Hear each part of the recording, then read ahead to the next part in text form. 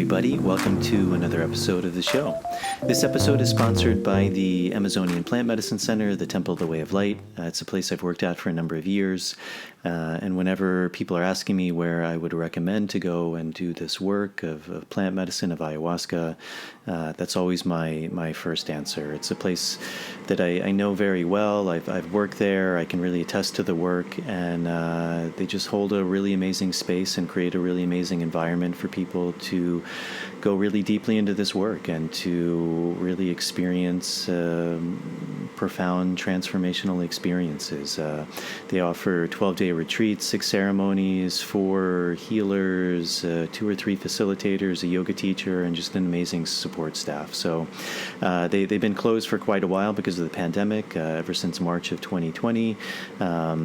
And they are tentatively scheduled to reopen in June of 2021. So if you'd like more information on that, check out templeofthewayoflight.org. Also, myself and my colleague Marav Artsy, who was on, I believe, 2 shows ago, I believe it was episode number 28, we will also be running dietas, or traditional plant diets, in the Sacred Valley of Peru, in the town of Urubamba. We just set the dates for those. We'll be running, I believe, 16-day dietas, with the option of doing a 1-week or a 2-week dieta. And we just set the dates for, I believe, March 3rd to the 19th, and then also May 1st to the 17th. So if you'd like more information on working with tobacco, with trees, in this traditional way of dieting plants to learn from them, you can check out my website at nicotianarustica.org, and also Marav's website at tobaccodiets.com. All those links will be in the show notes. So that's it for that. And today's guest is my buddy Brian James. I actually met Brian working at the Temple of the Way of Light. He was teaching yoga there. I was facilitating. And we just hit it off really well from the beginning. He's a really good guy. I really like him. I consider him a friend, a brother. And he has a really deep knowledge of yoga, and yoga is something that I've been interested in for a long time, but I've always had a very different maybe view or understanding of yoga than often the yoga that's taught in what we would call yoga studios or various practices that a lot of people are doing, which are called yoga. And I think it's a much deeper practice. It's a much more universal practice, and it's something that's at the root of, I would say, all religion, all spirituality. And Brian does a really good job of being able to explain that, tying it into its shamanic origins, and really showing the similarity to this work with plants and how yoga and plant work are really intertwined and one of the same thing. So I really enjoy talking to Brian. He's a really good speaker. He has a lot to share. He has a really interesting perspective and I think a really important perspective on yoga, on plant medicine, and he's able to really bridge those two topics together really beautifully. So I really enjoyed this conversation. I think you all will too. So that's it. As always, if you're able to support this podcast, that's a really big help. With the whole pandemic and everything that's going on, if you're able to support financially, that's greatly appreciated and a really big help to me, to help to continue to produce these shows, to bring on new guests. The best option is probably Patreon. There's a link in the show notes, and that's a really good format in that it gives you something back for helping to support the show. So there's different tiers you can sign up for, and you get things like early access to shows, bonus material, extended footage, Q&As. So it's a really nice format. There's also the option of direct donation via PayPal. And if you're not able to support financially, then simply going on the YouTube page, subscribing to the show, turning on the notification bell, liking the video is a really big help in getting this show out to a bigger and broader audience. And then for the audio version, going on Apple Podcasts, also subscribing to the show and leaving a starred rating and a review. So if you're able to do that, thank you very much. To all the people who have supported via Patreon, thank you very much. I really appreciate all your support. To all the people who've donated via PayPal. I also really appreciate your support. And I think that's it. So without further ado, here is my conversation with Brian James.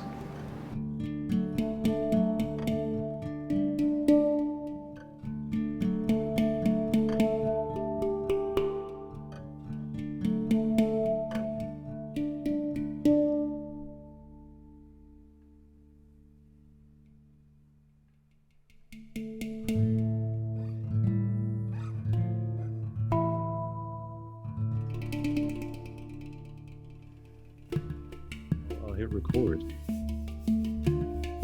All right. Well, we're live. I'm alive. Yeah. You seem to be alive. Still alive. Yeah. Yeah. Thank God. Yeah. We were, but before we just started recording, we were talking a bit about the COVID and just how kind of crazy it's all become. Well, that's cool. So behind you is a Shipibo Tela. Yeah. Is that like something special for you, that particular one, or? I've got a few of them. I've got some that are have more serpent imagery and things on them. This one, just feel like it's classic and it's beautiful. And this particular like kane pattern is kind of one that would overlay my visions quite a bit in Hmm. ceremonies. So just looking at it reminds me of some of those ceremonies. So I like to have these kind of different objects, different things around that keep me connected to those transformative ceremonies that I've had. So it's visual things. So I love the tapestries. I've got a beautiful little tobacco pipe here that I got from a shaman Oh, in wow. Peru. And this one's really special to me because if you know anything about the history of yoga, Patanjali, who's considered one of the great sages of yoga, is always depicted as half man, half serpent. His bottom half is a coiled serpent, and his top half is uh, like a human. And so when I saw this, I've got a tattoo of Patanjali on my arm. So when I saw this in the jungle, it was like my two worlds merging together. And it was like the final affirmation I needed that yoga is shamanism and ayahuasca is yoga. So I've got all this stuff around, and I've got like some perfumes from the jungle, Palo Santo, anything to kind of evoke something of those experiences when I'm here in the north. It just helps me stay connected to that. So yeah, I've got stuff all over the place. Yeah. Yeah, so we met. We were working together in the Amazon at a plant medicine center, at an ayahuasca center, the Temple of the Way of Light. Um, and I always used to really enjoy talking to you because if you remember or not, I also practiced yoga for a long time. I mean, I still do. I taught for a while, and when I when I kind of went through that yoga training, I was always very hesitant to do a kind of an official yoga training, but the studio where I was practicing offered me this opportunity and to teach if I did the training. But I remember before that, I had trained for some time. I had done Ashtanga, but I trained with this guy, Richard Freeman, and he's a pretty big name as a Yeah. Ashtanga teacher. And I always used to find it so funny and kind of inspiring because he's one of the older, if not maybe the oldest Ashtanga teacher, at least in the US, and he's not certified. Right. So Yeah. and it's something I used to like talking to you about because I think yoga is one of these things that's so misunderstood. And even some of our conversations talking about Krishnamurti, and it was so funny because we both have a mutual like for UG, and Jay Yeah, Krishnamurti is right. really the guy that's I forgot that you were, yeah. We did have conversations, not only the more famous Jay Krishnamurti, who's become like a Instagram and YouTube superstar now, but also UG, his lesser known, what would you say? Like they were contemporaries and they kind of grew up together and they had a bit of a tumultuous relationship.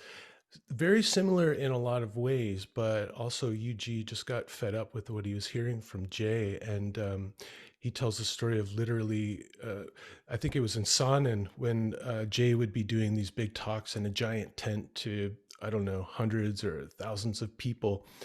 Um, UG went to see him, and at a certain point, it's something just clicked for him, and he realized that this guy um, knew how to describe the enlightened state, but wasn't in it. And so this clicked for UG, and he said he walked out of the tent and never looked back. And that's when he became kind of known as the anti-guru, because people obviously turned him into something of a guru, or tried to, which he constantly was rejecting and putting back on the people. So yeah, I forgot that we had that point of connection, and that's very rare. I don't often meet people who have even heard of UG, and even less or fewer people who get him, who he clicks with. Because if you watch some of the videos on YouTube, he could just seem like a cranky old bastard. But yeah, I actually like that about him. there's Yeah. no there's no front. Well, that's one of the interesting things I found, and it very much like you were describing. I think that's a perfect way of how he put it with J. Krishnamurti, who I also have a tremendous amount of respect for. I mean, I think he's done a lot of good, but Mhm. there's a difference, I think, between someone who's speaking very beautifully versus someone who's having a real lived experience. And I think that lived experience often it can be kind of in this terminology that we're familiar with. It can be very triggering for people because it's Mhm. often it's it's confronting their beliefs. It's confronting our beliefs, and it's saying like, very much in this maybe like Vedic way of saying things like neti neti. No, it's not that. It's not that. It's not that. And that can be very confronting to people because it's almost in a way like directly assaulting their belief systems. And that's so much of who we think we are. And I find that with a lot of these teachers who I also have respect for. I mean, someone like Byron Katie, who I have a lot of respect for. I mean, her whole process is essentially like questioning every thought that you have, and in the end finding out that it's not true. Yeah, I think that UG, his mere presence was triggering for people. And I think that says something really interesting about how we become encultured. Um, you know, he was very much in the natural state, which doesn't mean that he was always blissful and serene, but he was in a kind of natural flow with his environment. So he would get angry. He could tell dirty jokes. He would curse. He was just like in the flow. Whoever was in front of him, he would be responding to. Right. And so I think someone in the natural state, when we're brought up to be kind of so uptight and hold things in and follow societal conventions for etiquette and manners, someone in their natural state can be incredibly triggering to that. So that's going to be a kind of an attack on our egoic identity. And I think that's what made him so like such a transformative person to be around. And it's not so much what he would say to people, but people who are in his presence. And so an important yoga teacher of mine spent time with UG back in the day. And he also, went and checked out J. Krishnamurti. And so he'd tell me what it was like to be in the room with UG. And that was like the transformative thing, not the 3-hour lectures that he would give on spiritual topics, but it was like being in his presence would break people open, and they would either find some kind of freedom or they would run away screaming. and so Byron Katie's like kind of similar, although I'm not so sure that she's in her natural state.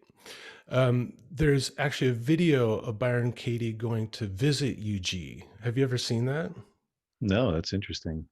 it's really interesting to see them in the room together and see how much Byron Katie is trying to prove something to UG, and UG is just refusing it.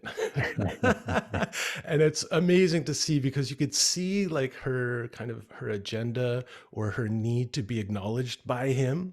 And he's just sitting there on the couch, and there's other friends around, and she's like right next to him trying to get his attention and say profound things, and he's just it's amazing. I recommend you look it up. I'll try and find that. It's something interesting I find also with because I think there's a very similar parallel to shamans or to curanderos, to doctors, and it's something I've seen a lot in my work is people come down with this very idealized version of who that person should be, and kind of from my understanding, from what I've seen, and I mean my experience myself, but also through readings I've done and just inquiry into these things. The traditional shaman, he had this duality, which on the one hand he was very respected because people understood that he contained these kind of powers, these abilities to help people to heal. But with that was the opposite as well, almost a fear of those same abilities, because if we have the power to heal, we also potentially have the power to harm.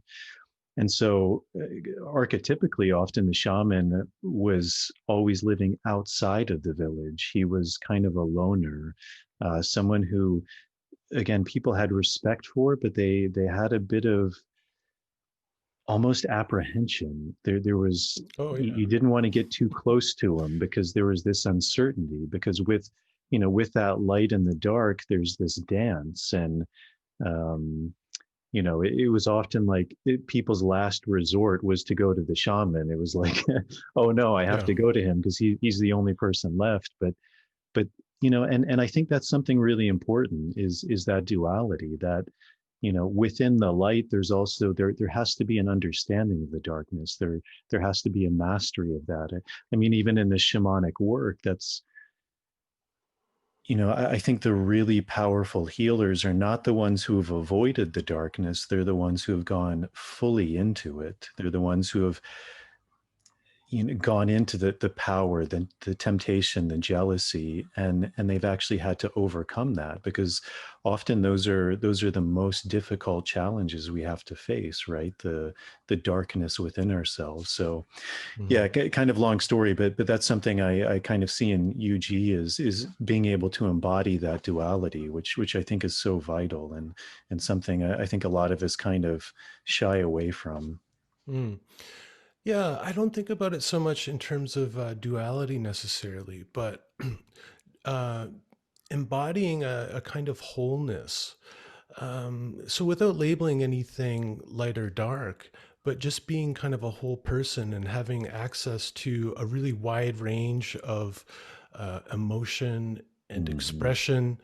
And I think, the shaman was terrifying to people because it also they could also challenge their conventional beliefs about things. I always think about Yeah. the shaman as someone who walks with one foot in this world and one foot in the spiritual world.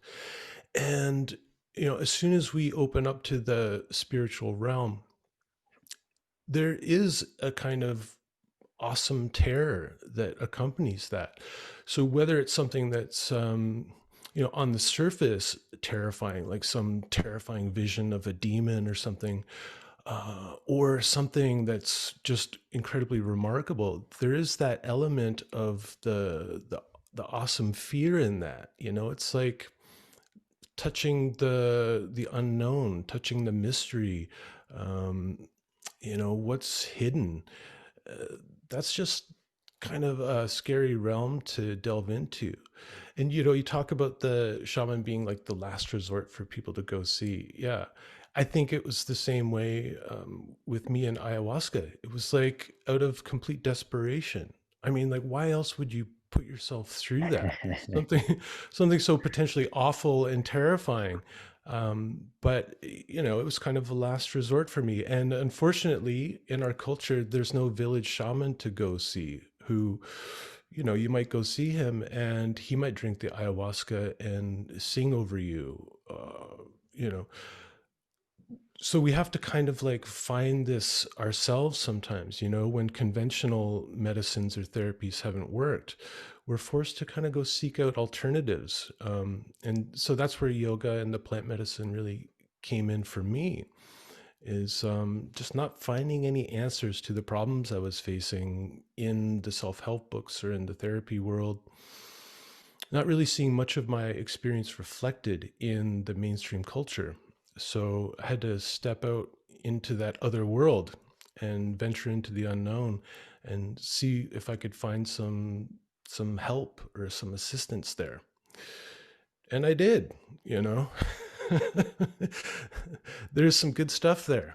If we're willing to venture out. And so even in yoga, going outside of the mainstream expression or presentation of yoga, it's been really diluted and watered down and changed quite a bit, actually, to suit the Western mind, the Western needs, the Western concept of what it is and what's spiritual.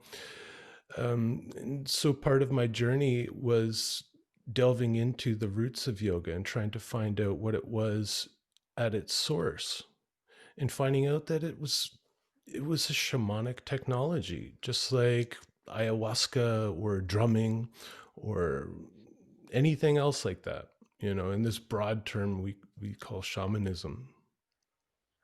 Yeah. So how would you describe yoga? Because again, it's obviously it's a big question, but it's something most people think when they hear the word yoga, they think they know what it is. It's going to a class, a couple times a week, doing your movements, maybe doing some breath work, you sweat, you emerge from the class, and usually you feel really great. Hopefully, as long as you didn't injure yourself, you feel really great, and you keep doing that. And there's obviously a huge benefit to that, which is why yoga, at least the way it's being taught in practice, has expanded so much. But I sense you have a little bit maybe more holistic view of what that word or that practice actually means. Well, the more I've gone into it, the harder it is for me to define it simply. Yoga, I think, like the term shamanism, is another very broad term that can encompass a whole range of practices and philosophies. So if you start to research into yoga, depending on what kind of path you go down, you're going to find different answers to your questions, and you're going to find different recommendations for what you should do about your suffering. So it depends on who you ask, really. So there's hatha yoga, which is what we're kind of talking about when we're talking about yoga in the West. So the asanas, breath work, which was absolutely central to hatha yoga, isn't given so much attention here in the West. It's mainly a movement and postural practice here in the West. Even the meditative aspect, which is seen as the highest goal in yoga. Ultimately, all the other practices are meant to quiet your mind so that you can figure out who you really are beyond the mind. That's what all the technology is there for. To figure out who you really are. So if I was maybe going to sum it up, I would say yoga is a variety of different pathways on the journey of trying to figure out who you really are and what your place is in this cosmos. So I'm especially drawn to hatha yoga. I love the practice. I love the physical practice. I love the breathing practices. I love chanting. Everything involved with that. And that's what brings me into a state of clarity. So I guess just by my inclination, by my constitution, I got to do something in order to cultivate that kind of state.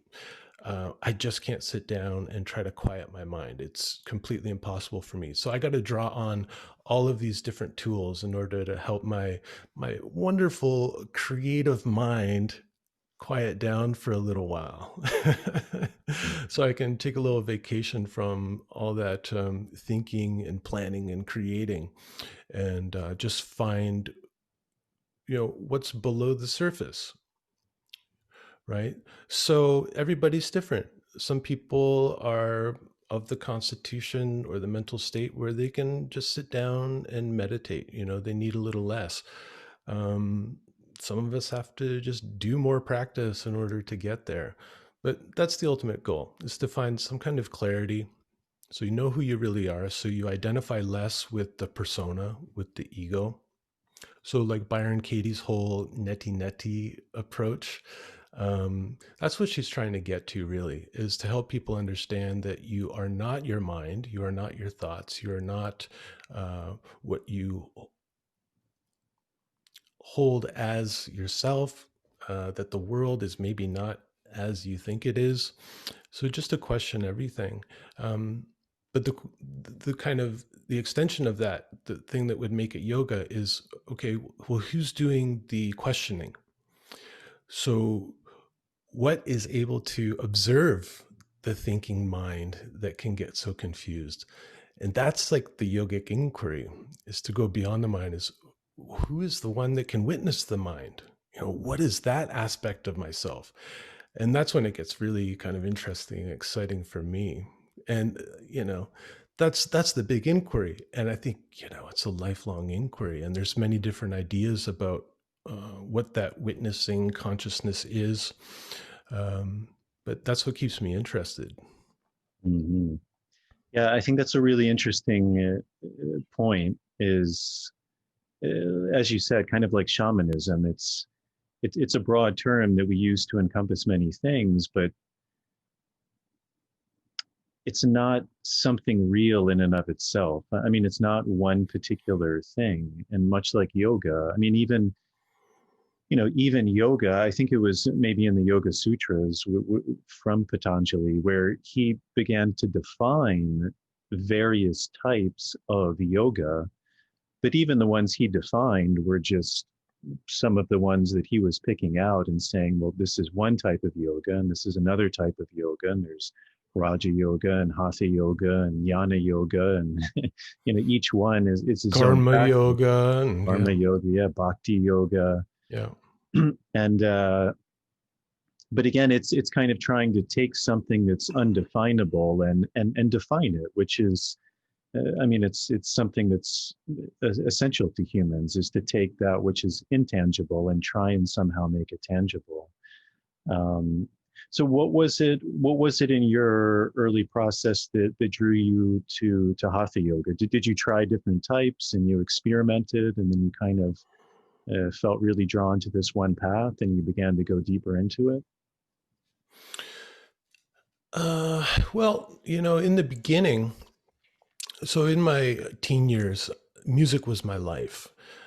I was obsessive about music. It was my spiritual path, and it was also my escape from kind of a stressful home environment at times. So I would lock myself in my room and practice like 6 to 8 hours a day.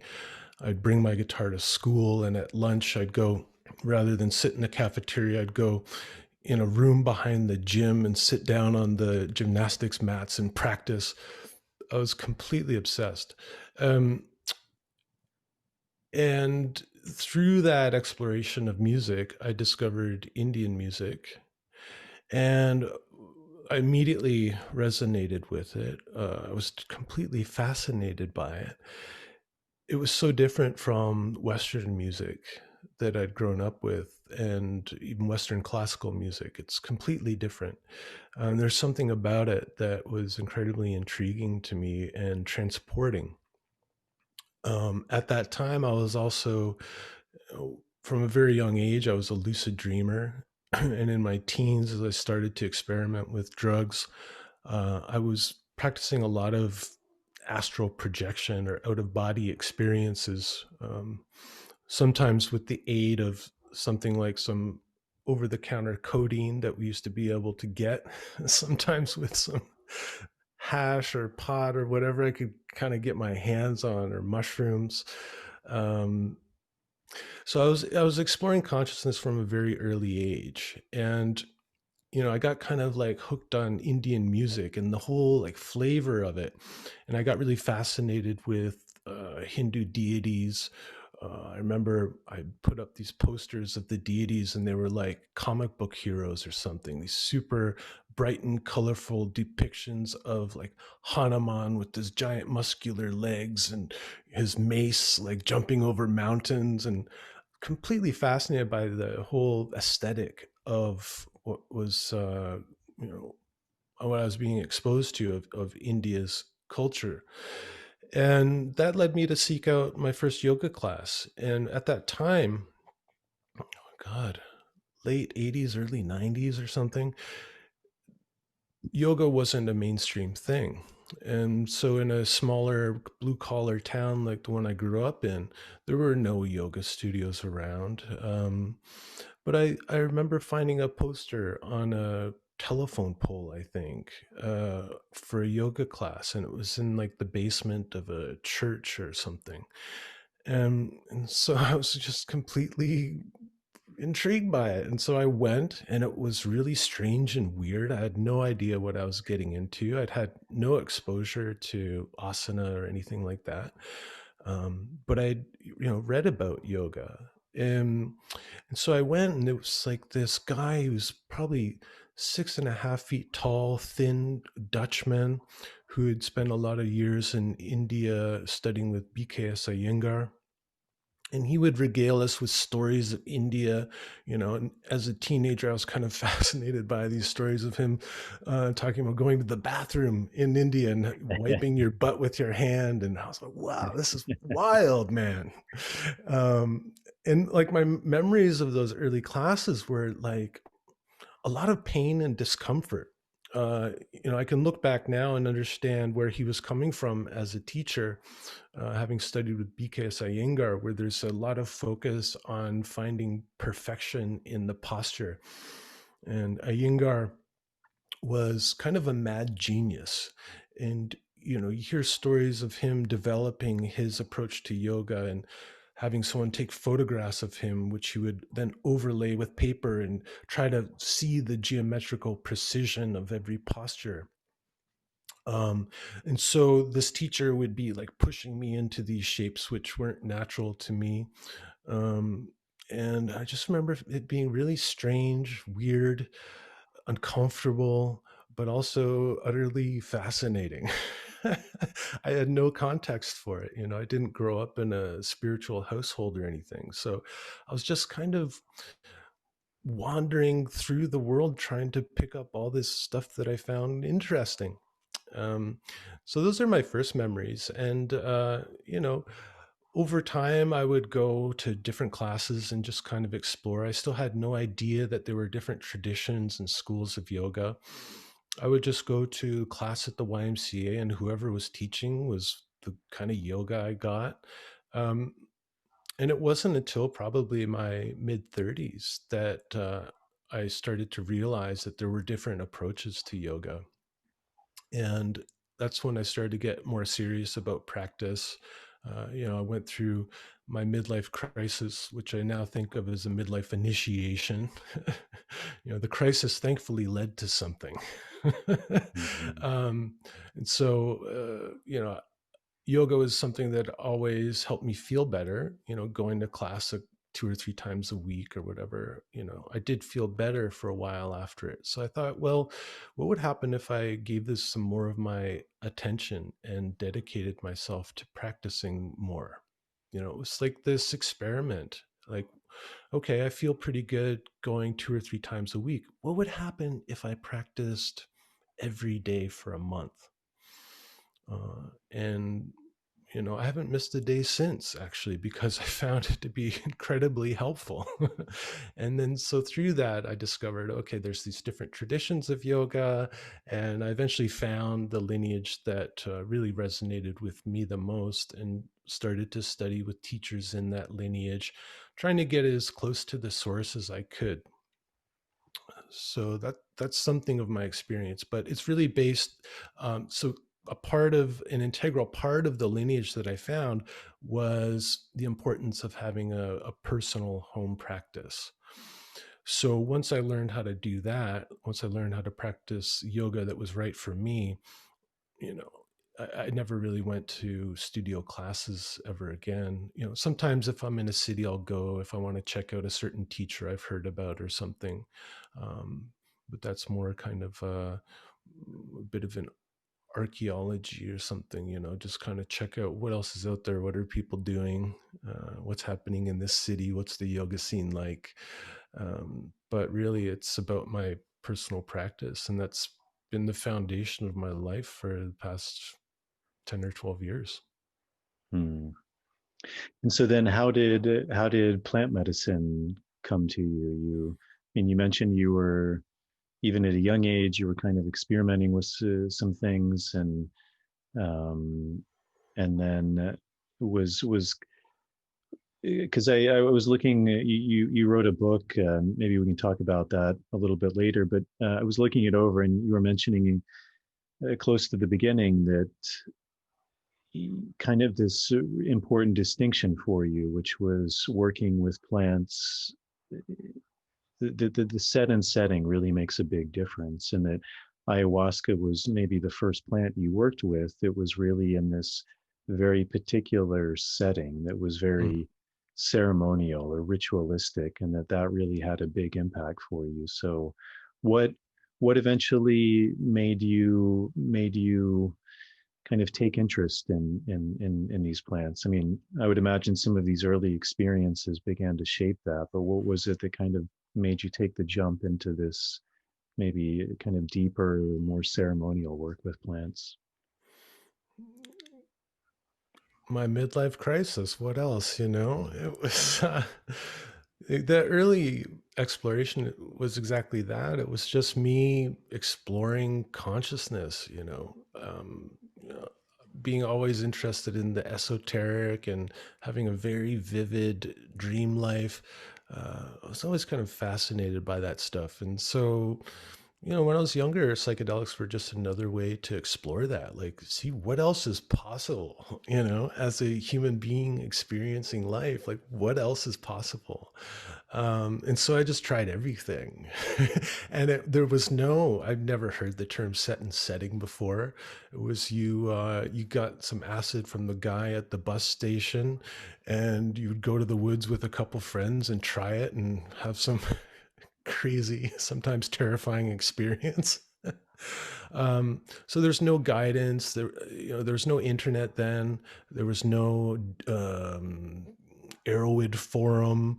There was no YouTube testimonials. All that stuff. What I knew about it was the little I could glean from some books. I remember reading William S. Burroughs and Allen Ginsberg's Yahe letters. When I was a young kid going through all the beat poets and beat writers and hearing them mention this thing, Yahe ayahuasca, I was like, this sounds like the craziest shit ever.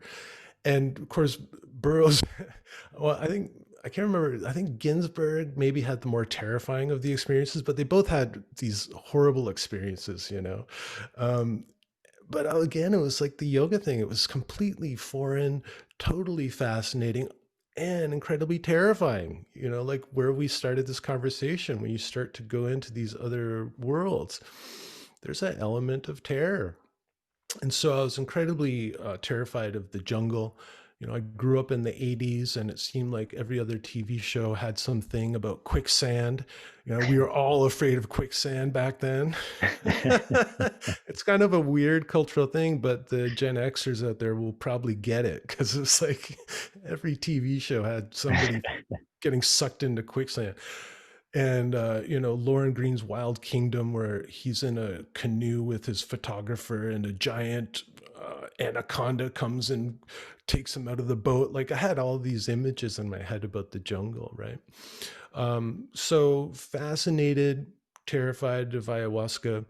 Wasn't really something I was exposed to, outside of those few mentions in a couple books or whatever. But then I had this midlife crisis where I really like woke up to my suffering. I was in my mid-30s. I was doing really well in my career as a graphic designer. I was making a lot of money selling my soul in advertising, which is a kind of a shamanic work in itself in terms of working with power and perception and influence and things, right? A lot of shamanism is about the show, the smoke and the mirrors. But I wasn't doing that consciously. But I was really dissatisfied with my life. I was achieving all this success, but I was really stressed out. I was quite miserable. I was drinking a lot to deal with that, but I was having like panic attacks at the end of yoga classes and stuff. Like I was a mess. There was like so much inner turmoil that I got really desperate and I needed to do something about it. I had been married for a few years and it was causing difficulty in our relationship, and I really wanted this one to work. So I did something that nobody in my family had ever done before. I went and sought out a therapist. It's not something I grew up around, the idea of therapy. So that felt like actually a big step for me, is just to reach out in this moment of desperation and find a therapist. And, I was looking for a special kind of therapist because I'm a somewhat unconventional person, right? So I was there in my office one day and things were really bad. And I was like, oh, I got to do something. So I sat down and typed into Google shamanism, therapy, Toronto. I have no idea why I put those words together, but I got a result back. And I found this guy who was an unconventional kind of therapist who had done some training in the Jungian approach. So he worked a lot with dreams. And he had a mention of shamanism on his website that got me really intrigued. So I thought, well, if I'm going to see a therapist, it's going to be a guy like this rather than some kind of uptight square in a cardigan. It's, I think you're wearing a cardigan now. Not that, I not was just you. thinking that. I've got got a new cardigans new too. haircut and a cardigan Well, I know you're not an uptight square. So I went to see this guy. And again, it's funny now that I talk about it, but again, he was in the basement of a big old Polish church in Toronto. He was renting a room there. So just like the first yoga class, I never actually put that together before. But here we are in the bowels of the church. So there's something symbolic about that too. And I remember going to see him for the first time, opening up the door to his little room, and he had some like mandalas on the wall, maybe like a shaman's drum. He burned this stuff that what is that smell? It smells amazing. And it was Palo Santo. It was the first exposure I had to Palo Santo. And we would sit in this little room and, something would open up. And it was what I recognize now as, something I call medicine space.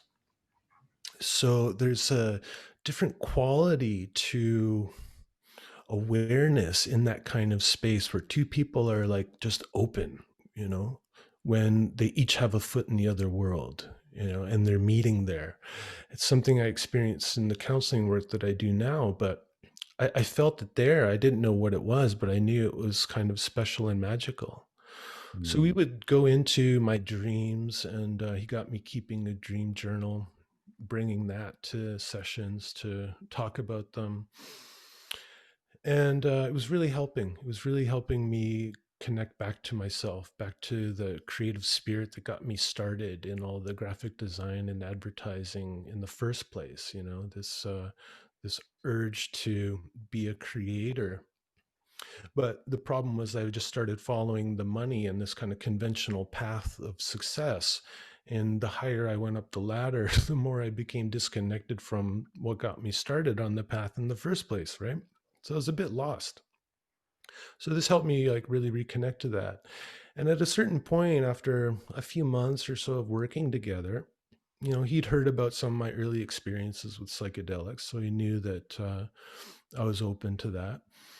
And he made the suggestion to me that I get some mushrooms and try taking an intentional journey with them, just on my own at home, but to do it with really some intention. So I did. You know, my wife Debbie asked her if I could be alone for the night, and she had a girls' night out. So it was me and my two dogs, a bunch of, I set it up. I was like, I'd heard about set and setting now, so I really set it up for myself. I had a playlist of all my favorite music. I had a bunch of instruments around, just, I had a journal ready. I was like ready for anything. I didn't know what was going to happen. It was the first time I ever actually made the intention to take some psychedelics and sit down and focus in rather than on having this external experience, right? So I didn't know what was going to happen. So I had everything ready, and it ended up being just a beautiful, magical night where, I look back now and I go, wow, my inner child really came out to play for the first time in a while. So I was playing music, I was listening to some of my favorite songs. At one point, I was playing a little melodica, which is like a little keyboard that you blow into. You hear it in some reggae music. I was playing that, and my dogs were howling along with me. And I've never heard my dogs howl before or since, but there's something in the air that night, and I was feeling the spirit and they were feeling it. Um, so it was this beautiful, joyful experience. So I went back to the therapist and I gave him my positive report. I brought my journal and went through some of the insights that came to me. And after that, he said, okay, well, there's something else that you could try. But if you're going to come with me, we have to end our therapeutic relationship, because this would definitely go outside the bounds of Mm. therapy ethics. And I said, yeah, that sounds good. I'm ready to explore more. So we made the decision to end our therapeutic relationship and start a different kind of relationship. He invited me to the Santo Daime, which he had been a part of for, I think, probably a few years at that point. So there was a small church in Toronto, and he told me about it. I'd never heard of it before.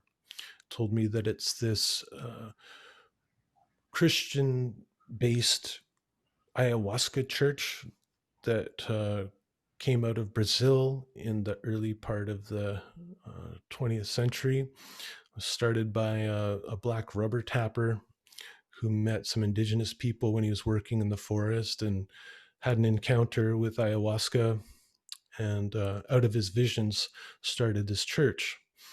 And at the time, he told me a little bit about it, and he said, I'll send you a link to a video tonight so you can check it out, get a sense of what the ritual looks like and see if it feels right. At the time, there was almost no information on the Santo Daime anywhere. So he ended up sending me a clip from a Brazilian television show that had done a segment on the Santo Daime. And, so it was all in Portuguese. I couldn't understand any of the commentary or anything, but the images that I saw were of all of these very normal looking people wearing a particular kind of uniform, men wearing these white suits and ties. Most people short hair, so very kind of conventional looking people. Women in these long skirts and little button up tops, kind of chased, really buttoned up to the top. But the women were wearing a sparkling tiara and a bright green sash, and the men were wearing stars on their chest, and everyone's playing maracas and singing and dancing in a circle around this central altar that had a cross in the middle. Um, there was no puking and shitting. There was nobody losing their mind, like all these reports I'd read from William Burroughs or others. It was something completely different. And again, it looked very strange to me, but I was completely intrigued. There's something about it that pulled me in. And So I went back and I said, I'm in. What do I got to do? So I went for my intake interview with the leader of that Santo Daime church. And a week or two later, I went to my first ceremony. And it was a chaotic uh, event getting there. It was a whole journey unto itself just to make it out to this yurt, which was an hour or two outside of the city. All these things were kind of going wrong. I was really ill prepared. I had no idea that you were supposed to stop drinking and not eat certain things before drinking ayahuasca. So we were getting ready to move out of the city, and so I was out the night before with some friends and drinking some beer, and woke up in the morning with a hangover, downed like a shake, and had a power bar, and was on my way to my first ayahuasca ceremony. Totally unprepared. I had no idea what you should do, what to expect, and maybe that was exactly what I needed. So I could tell you about that experience, but it was, again, just completely strange, out of this world, really difficult. I lost consciousness at one point. I had a second glass because I wasn't really feeling it after the first one. And so I was feeling kind of cocky. I said, "Oh, this isn't much different than mushrooms. Like, what's the big deal about ayahuasca?" And I think the person who was serving kind of got that sense from me, could maybe see the cockiness, and maybe he had something to prove, because he handed me back this gigantic glass. And after I took it, it just completely knocked me on my ass, literally. I flew out of my chair and bonked my head on the ground and passed out for a while. But when I came back, everything had changed. So I like to think that ayahuasca really had to kick my ass and get me out of my head, like literally knock me out of my head in order to open me up. Um, so that's something of my first experience. I write about it a little bit in the book. And what do you mean when you say everything changed? Well, so I had this whole experience through that ritual, this like being thrown down to the ground and coming back to the circle and feeling this sense of welcoming with this group of strangers, and especially some men who were next to me, just kind of like helping me out and guiding me, giving me this sense of like male mentorship, which I'd never really experienced, but in my heart of hearts always longed for. So there was this kind of opening happening in the ceremony. And I remember walking out of that yurt, looking up to the night sky, and it was like I was seeing it with fresh eyes. I was just struck by the beauty of life, like the beauty and the wonder of life, just how fucking mysterious this whole thing is. And, looking up at the stars, I felt completely renewed. I felt connected to my heart for the first time since I could remember. I didn't even realize I had a heart in the spiritual sense, this place of, well, a sanctuary within, I think of it like the home that we carry around with ourselves, this place of just feeling content and at ease with yourself and with the world. I got connected to that, and walking out under the stars, I started like crying, and like I'm not a crier, So it really cracked me open. Like it literally cracked my head open, but it also cracked my heart open. And you know, the transformation was like kind of immediate and profound. After that, after being quite a consistent drinker for many years, this is the culture I grew up in. It was part of the advertising world. Um, the way that you bonded with people was you go out and get smashed after a really long, stressful day at work. Um, so I'd really become reliant on alcohol to help me just self-regulate. And for the first time after that ceremony, I didn't have the urge to drink. It was like my whole relationship with alcohol changed after that. So that was a profound shift, but just that whole cracking open and feeling this connection to the heart and to the mystery and wonder of life again. It just felt like a complete renewal, you know? So it's a big deal. Big Mhm. deal. And it was big enough to keep me going back out of like curiosity of like what else is possible. So I stuck with the Santo Daime for I don't know 2 or 3 years. We moved to the West Coast, and there was pretty well established churches in the Pacific Northwest. Oregon was the first place to get legalized use of ayahuasca.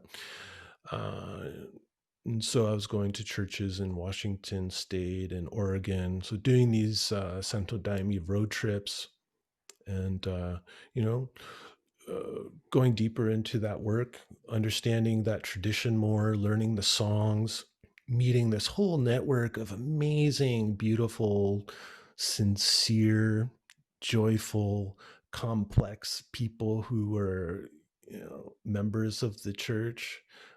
So it opened up a whole new world for me.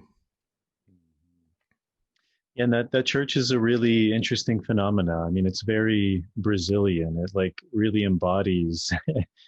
I mean, there's the Portuguese influence of Christianity. There's, I mean, the base is obviously the indigenous ayahuasca use, the sacrament, and then it also incorporates African spiritism Yeah, it's and even perfectly Brazilian, like because yeah. Brazil just loves to mix everything up, I don't think a Brazilians ever thought about cultural appropriation. It's so part of their culture is to appropriate and to combine and syncretize. And like you said, the Santo Daime is a perfect reflection of that. It's a whole mix of all these interesting things that came into Brazil from different pathways.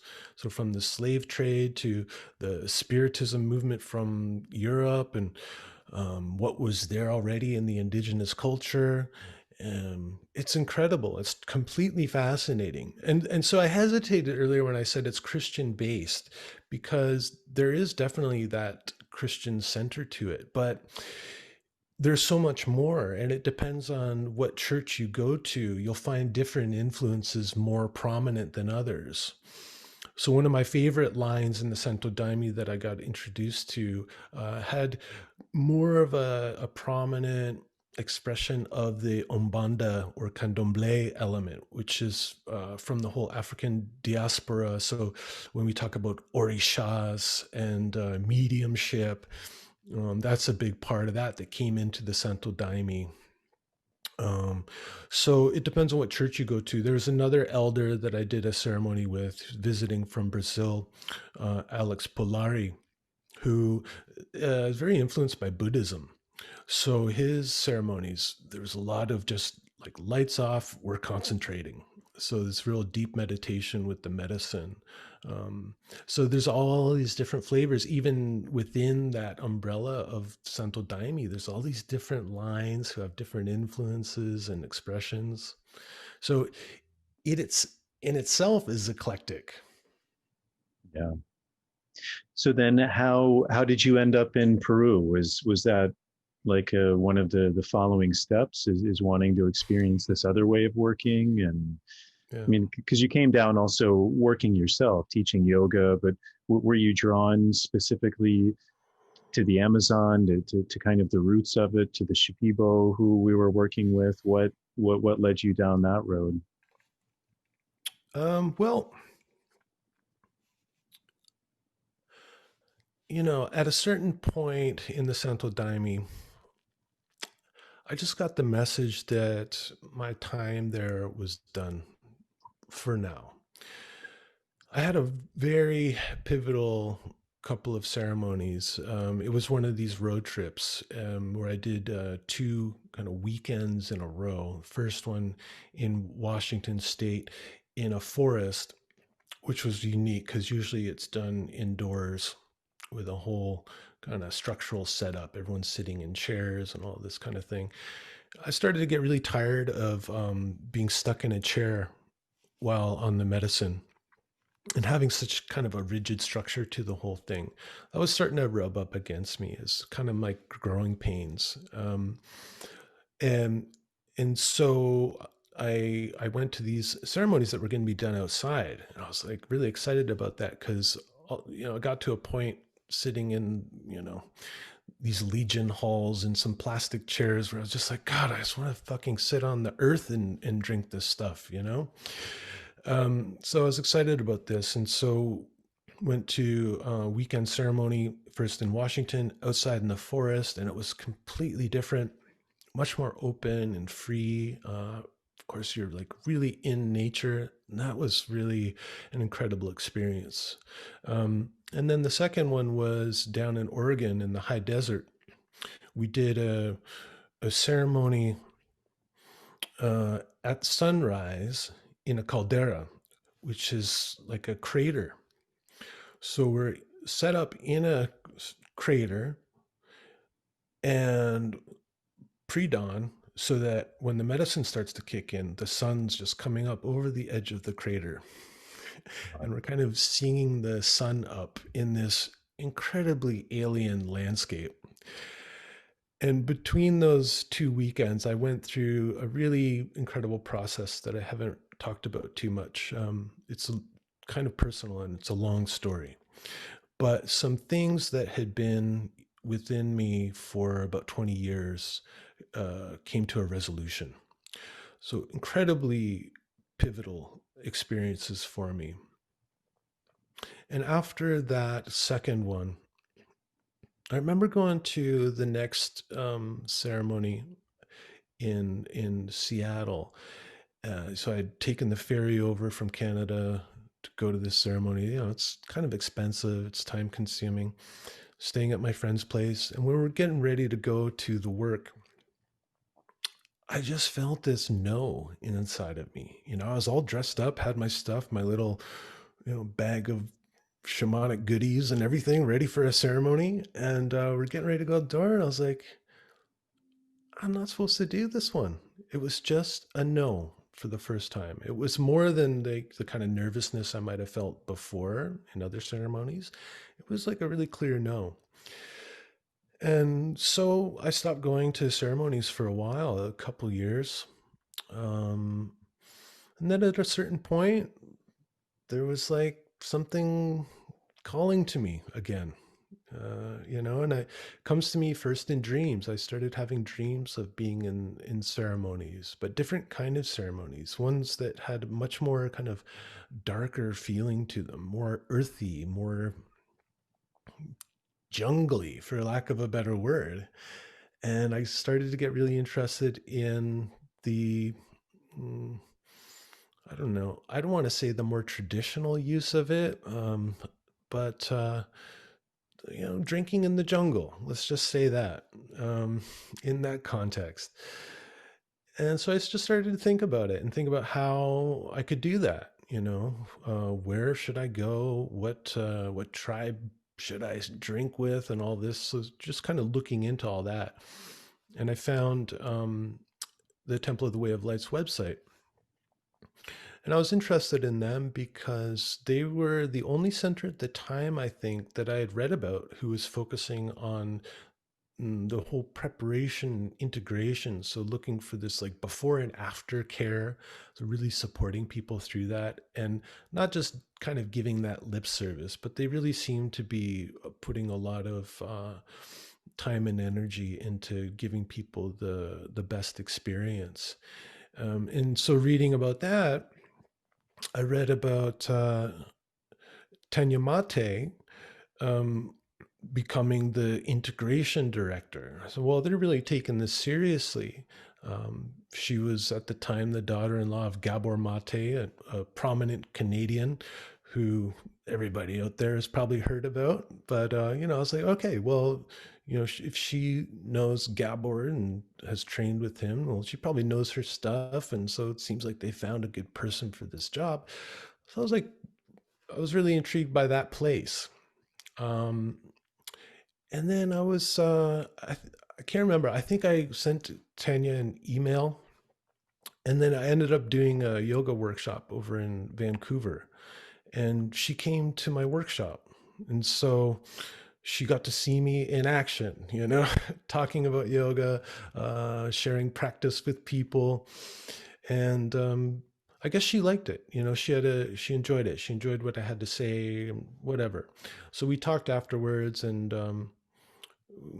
the the idea of going down to the Temple of the Way of Light and teaching yoga came up. And I said, if you want to do it, I could put in a word for you and all that. And so next thing I knew, I'm talking to Deb at the temple, and she's organizing to have me come down for a month to give it a try. Because at that point, I'd never been to South America. I'd only been down to Central America. I was still a little nervous about the jungle. I still had those memories of quicksand and cobras and snakes and all that stuff. But I was like, I don't know, I'm just feeling the call. And I definitely was feeling really excited and passionate about bringing yoga into that world, because for those years, getting serious about my yoga practice, going deeper into this plant medicine work, I saw how they really complemented each other. My yoga practice was, I think, helping me have more beneficial ayahuasca ceremonies, as a kind of preparation and way to integrate the experience. And in the ayahuasca ceremonies, I was learning so much about the deeper aspects of yoga. Um, I was learning about like energy as a tangible thing that you can influence, and which in turn has an incredible influence on the state of your mind and your health. So these deeper aspects that it can be hard to find teachers who really understand that stuff, who have gone deeply into the energetic practices of yoga. But ayahuasca was teaching me so much about that. Anyone who's sat in ceremony with ayahuasca, or maybe they've taken mushrooms or whatever, but I'm sure everyone out there who's had that experience knows how important the breath is to having a good experience, or to supporting yourself through a difficult experience. The breath is such a key. And you start to understand the relationship between the breath and the mind, and the relationship between your posture and the way energy moves through your body, because you become so sensitive on the medicine. You can actually feel how energy currents are moving through your body. At least I could. And so that was helping me go deeper into the yoga and getting me curious about the roots of yoga. So the prospect of bringing yoga into that context felt right to me, and felt like the next step for me in my development as a teacher. So I went down to the Amazon, and I gotta say, I just love the whole experience. Getting to Iquitos, I was like in heaven. I love the madness and boisterousness and chaos of Iquitos. Is some place that will always be dear to me. I loved it. And then getting off the boat to go to the temple to do that walk through the forest, I had none of that fear that I thought I would. I felt so at home as soon as I stepped into that jungle. It shocked me because I was fully prepared to be like, "Oh my God, don't reach for a branch. It could be a snake," and like, watch over the quicksand. But I didn't. I felt so at home there. I was like, "Oh my God, should I get like giant rubber boots? There's going to be snakes everywhere." And like, no, I was like happy in flip flops and just, walking through that forest. There's something about that on your first arrival to the temple, going down this river from this crazy city, going more into wild nature. And then getting out and walking through this forest, passing the little tiny settlements along the way, and these friendly brown people who you're everyone's amigo down there, which was kind of a shock to a northerner. You pass a stranger on the path and it's always hola amigo. and a smile, and I love that. And getting to the temple, there was nobody there. It was like, it's kind of a chaotic place in itself, right? Like sometimes things aren't so well organized. And I think, now that I've been there a couple of times, when I arrived, it was one of those periods in between retreats where a lot of the staff like goes to Iquitos to get their nails done and to eat some different food and stuff like that, right? So I got there and it was like totally deserted, and I have very little Spanish, so talking to the guards wouldn't get me anywhere. They just saw this guy with these bags and just like kept pointing down other paths. So I'm wandering through the center, which was like much larger than I could have imagined, all these winding paths through the jungle and everything. I'm just like, I don't know where I'm going. And eventually this brown guy comes out of a little hut or something. I can't remember how it went, but it was like, "Hey, who are you?" He spoke English. I said, "Oh, I'm Brian. I'm a new yoga teacher. I'm supposed to meet some people here." And, it was someone that one of your tobacco buddies, right? Um, and the first thing he did was, "Oh, come on, there's nobody here, but I'll show you around and show you where you could put your things and everything." And he said, "You ever smoke mapacho?" I said, "No, what do you mean?" He's like, "Tobacco, man." I was like, "Well, I used to smoke, but I quit years ago, right?" He's like, "Nah, this isn't like those cigarettes, man. This is mapacho. It's jungle tobacco." He said, "You should smoke some." I don't know. I was a little nervous about like getting back into the smoking habit. But, he brought me to his little hut, looked really homey. He was living there with his girlfriend, Jen. And, we sat down. I'm sitting there. I'm going, "Yeah, you know what? I'll take one of those mapachos," right? So he's like, "Ah." And I smoked my first mapacho sitting there in that little hut, and just kind of like started to settle in a little bit, started to feel the place, and feel how things were different here. Again, like conventions out the window, you can like really allow yourself to drop into a more natural state in that kind of environment, in that kind of place. So I started to just relax into it. And yeah, that first mapacho, man, I'll never forget it.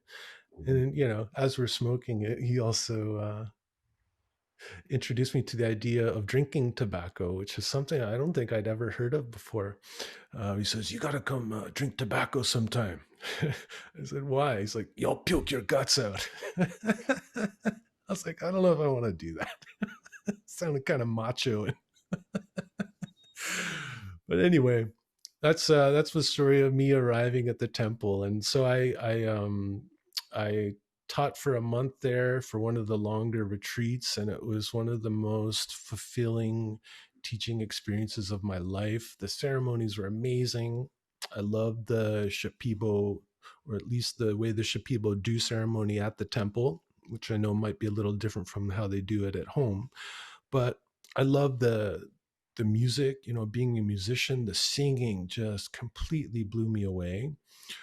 Santo Daime, we sang a lot, but they're very different kind of songs. They're like kind of folk hymns type songs, can be very beautiful in ceremony.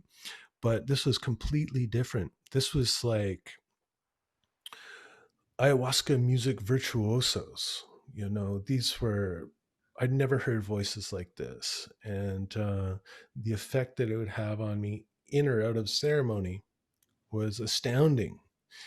I stayed in the hut, which is right above a maloka. So even in the off nights when I wasn't in the ceremony with my group, I'd be lying in bed as the ceremony started.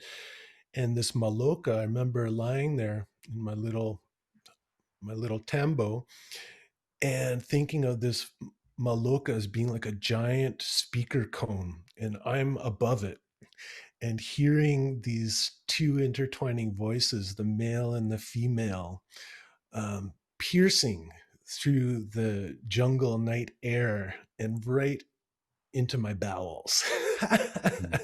So I would start to feel like I was in the medicine space just listening to this stuff.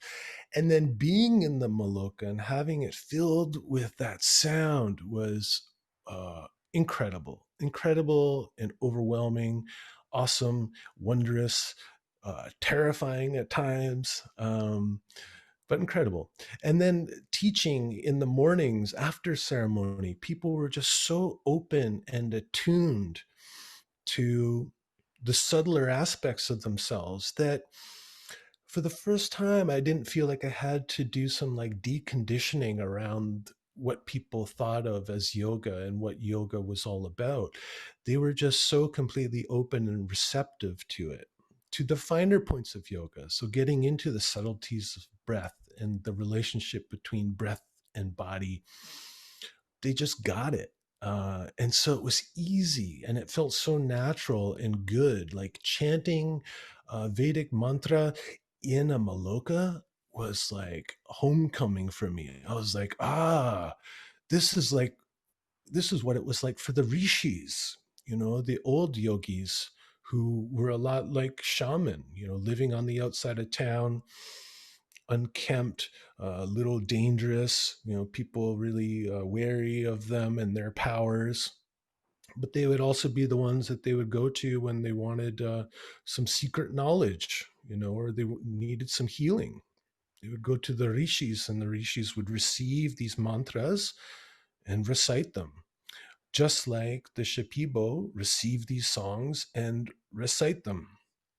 So the connections between the two just became even more solidified, if that's the right word. I just saw that there was no longer any difference in my mind between yoga and shamanism, and particularly ayahuasca shamanism.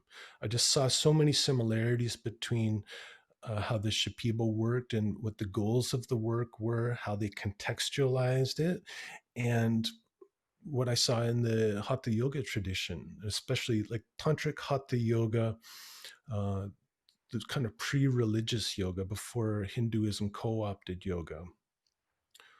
So before the deities, we were chanting to the nature spirits, to the sun and the moon, and to the Gandharvas and the Nagas, the cosmic serpents, and all this weird, mysterious stuff that you see in shamanism. It's just all there in yoga if you go back far enough. Like the distinction between yogi and shaman just completely gets blurred for me at a certain point. So I know I have to keep kind of qualifying it, by saying like a shamanic approach to yoga or the yogi shaman and all this stuff. But really, if you say yogi, you're really talking about a shamanic person. It's that same archetype.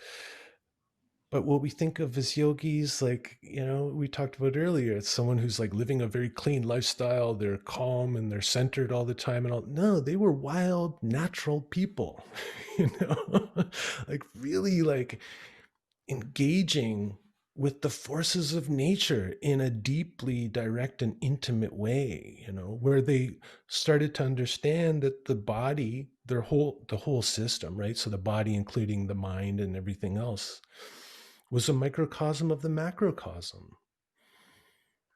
So we do the ritual inside, and so all the Vedic rituals, which were external rituals, got internalized by the Hatha yogis.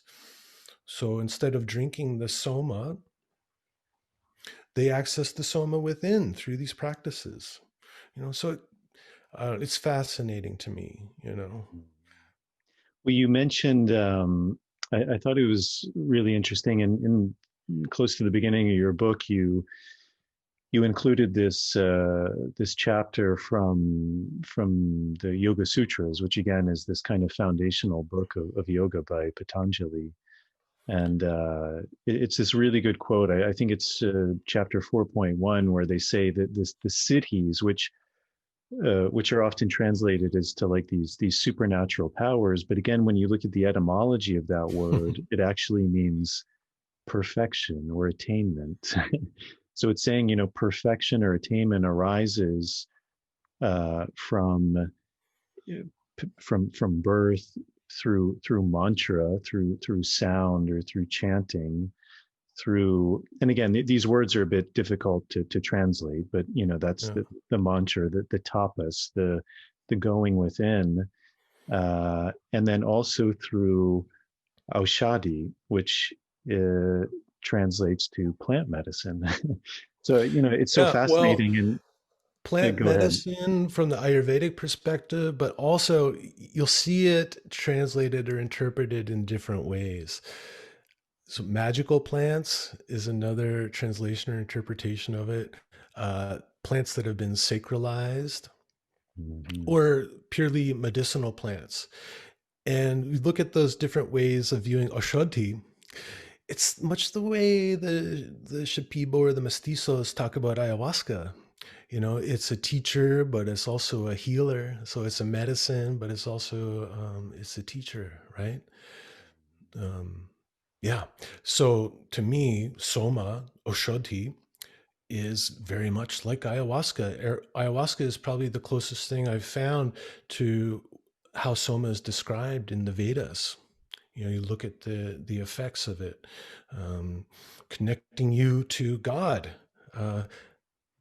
uh, healing you, longevity, sense of power and strength. So like these shamanic aspects of healing, knowledge, and power are all there in the yoga.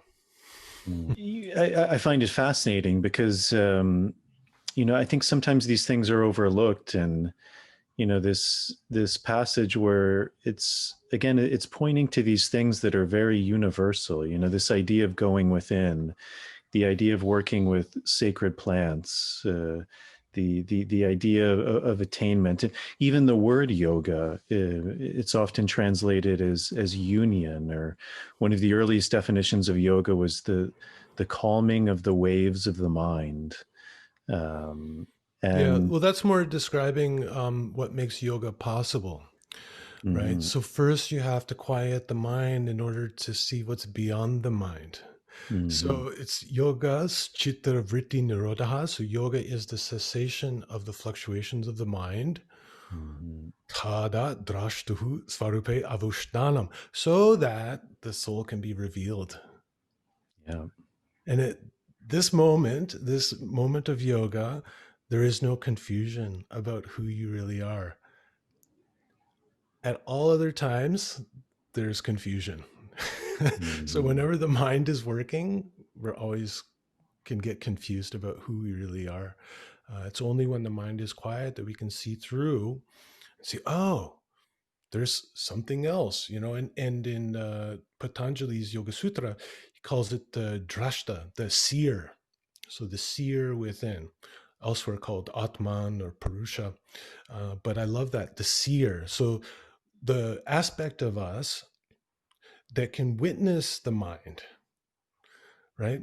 So the mind isn't able to look at itself. The mind can fracture itself and into different parts, but there's always a aspect of us that can observe that.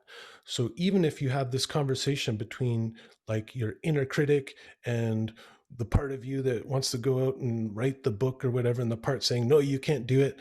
So even the part of you that can be aware of the conversation happening.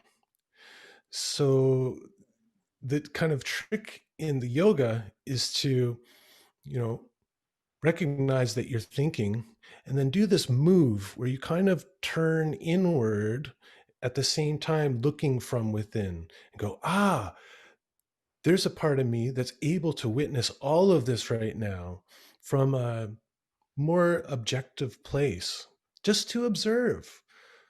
So if there's a judgment that comes up, well, that's probably another aspect of your mind being engaged there. But what you keep going back to, what is the part that's even able to witness that? Um, yes, sorry to go off on a tangent, but I love talking about this stuff. yeah. So Yeah, and yes, and yoga for union, right? So yeah. if we take that definition, so Patanjali throughout that text says yoga is the stilling of the fluctuations of the mind, but he always, a part that's never talked about enough, I think, is what comes after that, the next two sutras. so that the inner seer can be revealed, abiding in its true nature. Mm. All other times there's confusion. I never hear anybody quote that sutra, and then in other places he recognizes that inner being as being, the kind of individualized aspect of the universal. So the Purusha is, I think it translates to something like the great one. So it's like the cosmic soul, and within each of us, there's a part of that. There's the Atman, the kind of individual soul, and the Para Atman, the great soul. So there's all these different words used pointing to the same thing. Mm. But I love the seer, because that really gives me something to work with. You know, soul is such a ephemeral idea. It's really hard to define the soul. Like, we only know soul when we feel it. It's like we know soul music when we hear it. We know soul music when we eat it, right? We know when something is speaking to our soul. We get a sense of that. But if you're trying to describe the soul in any definite terms, it's really tricky. So in the Indian tradition, there's all these different names for it. It's like all these different fingers pointing at the same moon. Right. But it can Yeah. be And confusing to people. So just to say that it can be very confusing to people. Part of my journey is try to make it more understandable and relatable to people. So excuse me mm. when I go into teaching mode. I know you don't need to hear any of this, but maybe someone out there, it helps them. Well, yeah, I mean those are the things I find really fascinating. Yeah, I'm super happy you're sharing those things. I mean, I think even that word siddhi, it's been a while since I've studied, but that idea of attainment or perfection, and I think even maybe it's in the Yoga Sutras where he lists, I think it's 8 siddhis, Oh, more than and that. There's a whole yeah, chapter just listing the siddhis. yeah, Again, something that often overlooked in Western yoga. People love to talk about like the first 2 chapters of the Yoga Sutra, because it deals with, what is the state of yoga? How is the mind constructed? What's the cause of our suffering? Second chapter is all about practices you can do to help relieve some of that suffering, find a state of yoga. And then there's this chapter that just lists all of these incredible, so siddhi, like you said, can be interpreted in different ways, meaning attainment, power, supernatural. People would put that onto it. So maybe some of the more orthodox people would say, oh, these are kind of dismissively supernatural powers. And what I would always hear was, well, yes, there's all these supernatural powers, but you're not supposed to pay attention to them. They're just a distraction from the real goal. Um, it doesn't really say that. In Patanjali never says that. He never says, beware of these siddhis. If there was such a problem, why would he list them and teach you how to attain the siddhis? So he's not just saying that, for instance, one of the siddhis. So these are powers, but also insights into the nature of the self and the world. Okay. And so it's like that shamanic idea that through secret knowledge, we gain power. Right. So if we understand something about the universe, we might know how to influence the universe. If we understand something about ourselves and ourselves as microcosm of the universe, then a transformation that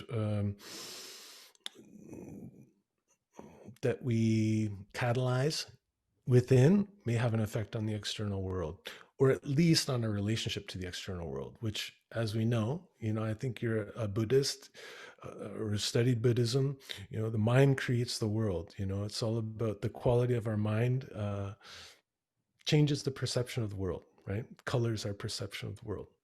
So in a way, changing ourselves does change the world, at least our view of it.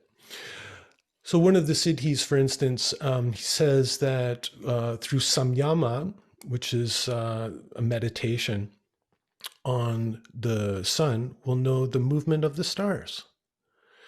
So of course, if you sit and meditate looking at the heavens, you're going to start to see patterns emerge. So the first astrologers, what were they doing? They're using this human ability to turn your head upwards and gaze at the stars, and then to attempt to understand what you're seeing. Samyama on the heart, that inner self teaches you about how the mind works. So you do a meditation on your heart, you start to see things from that deeper perspective. So you can see the mind working, see how the mind gets so confused. Like that experience I had in the first ayahuasca ceremony, like really being connected to my heart, to this other kind of awareness within me, you know. Uh, and I could start to see how it's creating so much of my own fucking problems all the time.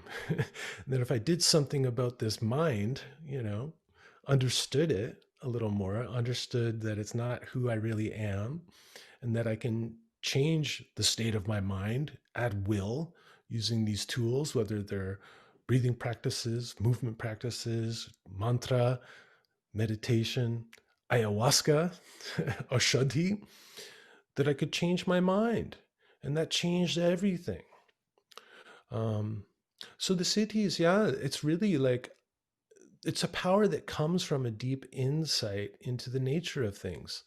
And some people are just born with it. That's the first line. You can get the Siddhis through birth. Well, sometimes there's a born yogi. Every couple thousand years, the universe pops one out. Or, thank God, there's hope for the rest of us. You can do some tapas. So a kind of tapas would be anything that increases kind of the spiritual heat. So anything that turns up the heat in your spiritual practice. So intensifies your focus and intention, right? So it could be fasting, like you might fast before an ayahuasca ceremony. Intensive austerities of any kind, really. So you're doing a practice every day, a really dedicated practice. That's going to turn up the heat, and cook away some of that shit that's blocking you from seeing how things really are. Chanting. Chanting is the one thing that always does the job for me. Maybe it's because I'm a musician or what, but I find, when I share chanting with other people, that they really feel it too. Something about it engages our whole self. So when you're doing asana, yes, you're working with your body, your breath, and your mind, not really using your voice though. And there's something about this extra element of vocalization, of expression, that, yeah, it feels like for me, it's using my whole self and like bringing all of the threads of myself into one thread. So it's really an amazing way to like focus myself. It snaps me out of overthinking or depression or whatever is going on in the mind, snaps me out of it just like this. At a certain point, Patanjali says, he's talking about all these practices, like he said. He says, well, there's Ashtanga yoga, there's Kriya yoga, there's all these kind of different ways to get to that state of yoga. At a certain point, he says something like, if all else fails, chant Om. Which is kind of the way it's worked for me. So there's, the chanting, and then, meditation, which you can do in any number of ways, or using the plants. But nobody really pays much heed to that. I think that comes out of a kind of uptightness. How religion co-opted yoga and tried to like clean it up. We see this in the language of someone like Vivekananda, who was one of the first Indian scholars to come over to America and present yoga at the International Conference of Religions back in the late 1800s. He was very disparaging of Hatha yoga.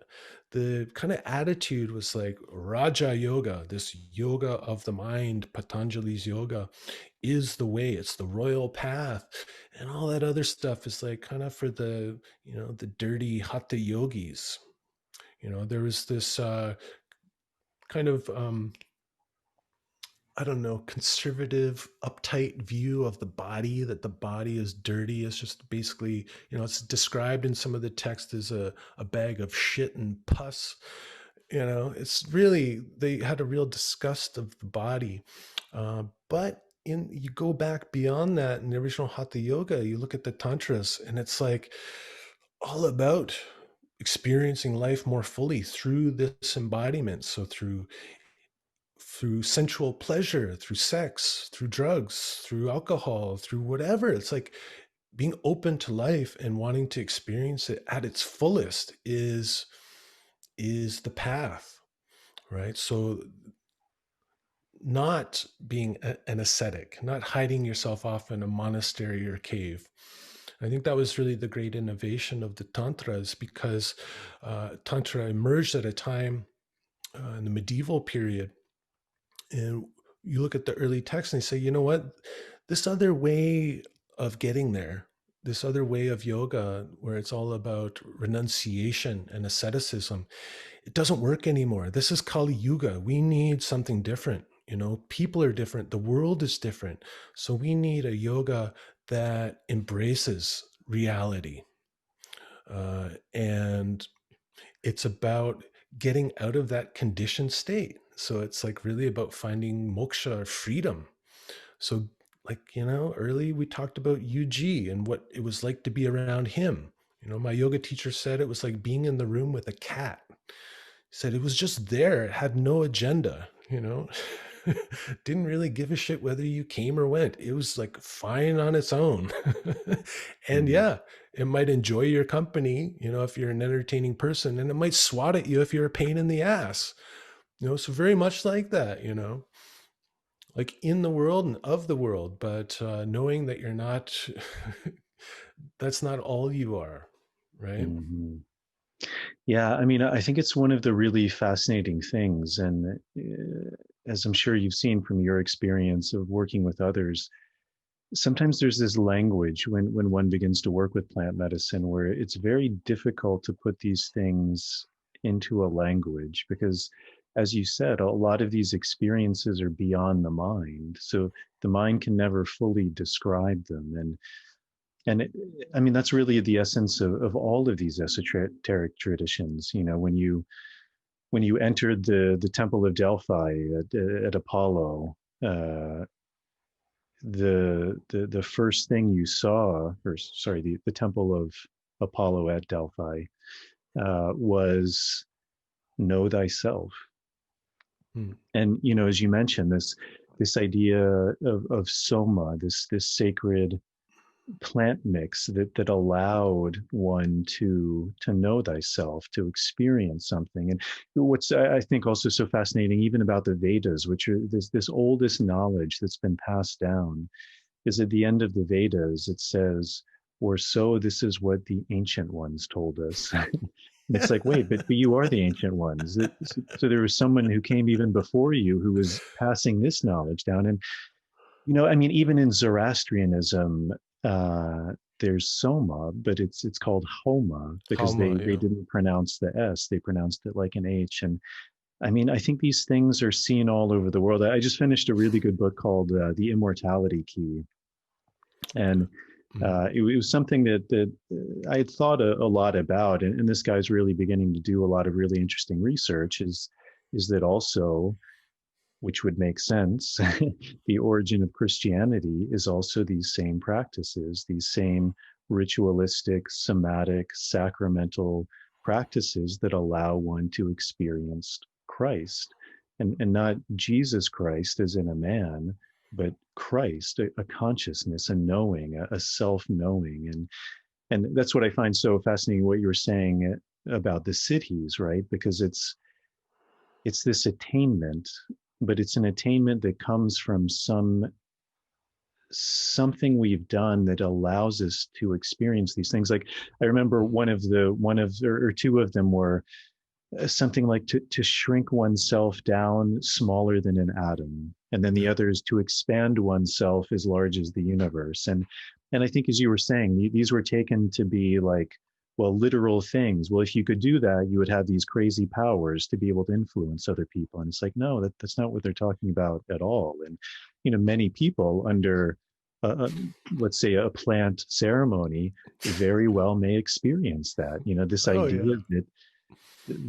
that that there is no me, or me is as great as the universe, or as small as the smartest particle. That's also, there's this interconnection there. So Yeah, on one hand, um, immanence. So something like what Jeremy Narby discovered and wrote about in Cosmic Serpent, that resonance between DNA strands and the serpent imagery that we see in all of these traditions, right? So as getting as small as an atom, having the experience of what it's like to be an atom or a DNA strand. And then the opposite of that is that, so there's immanence, going within, getting small and small, small, small, right down to the core. The other one is the expansion or transcendence. So having that unity experience that so many people talk about on high dose psychedelics. That's what they're talking about. It's the insight. But like you said, people who don't know take it all literally, and then they kind of fuck it up, because then they make it a bad thing or a thing that's just a distraction, when really it's more of that tantric perspective is like, let's explore the fullness of life, like let's, because if we know that it's possible to have the experience of an atom or to have the experience of being the cosmos, well, does that give you a different perspective on your jealousy over that person's Instagram feed or what? Something to break you out of that small, dumb mind, you know? And so there's many things, some yama on an elephant will give you some of its strength. Well, that's a completely shamanic idea, that by really trying to become one with an animal, it can impart, or we can invoke some of its power into us, even if it's just a feeling, and many of us have had this experience with psychedelics. It's like you become like an eagle or a jaguar or an ant, to feel the strength of an ant, this tiny thing that can lift like 1,000 times its weight. Many of us have had this experience. And once you've had that experience, there's no going back to conventional limited ways of thinking about what's possible in the world. And that gives you a taste of freedom. It lets you know that there's so much more.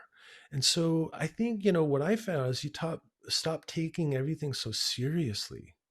You don't mm, hold on to opinions so strongly anymore, because you realize it's just like a construct of the mind, and it's probably coming from some egoic position that you feel you have to defend for some reason, because if someone challenges your opinion, well, they're challenging my whole persona. But if you know that you're not that persona, you can have fun with opinions. You can throw them out there, but you don't care if they get challenged or shot down. You can change them up on the fly. You don't hold on to anything too tightly anymore. And so that's like the real gift of any of this stuff, is a sense of freedom and ease in the world, like not taking yourself so fucking seriously all the time. So if you find someone who claims to be a spiritual master and they're really uptight, maybe question, have they experienced what it's like to be an ant or to be the cosmos, yeah.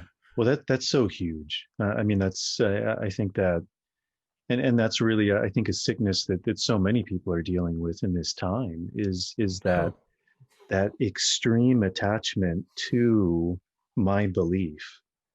I mean, I always use this example of like Facebook. You just have to go on Facebook, or at least my feed, to see the insanity. I mean, maybe it's because I'm from New York and that's, an extreme, but it's, if you don't think what I think, then, as we've seen throughout history, eventually that road leads to, I can murder you, because I'm so justified that my belief is truth, that anyone who is outside of that belief is evil, and therefore I can murder them. And I mean, that mentality, it's, we obviously, we don't often take it to that extreme, but once we begin to identify with that way of thinking, it inevitably leads to the extreme. well, look, And even not even taken to that extreme.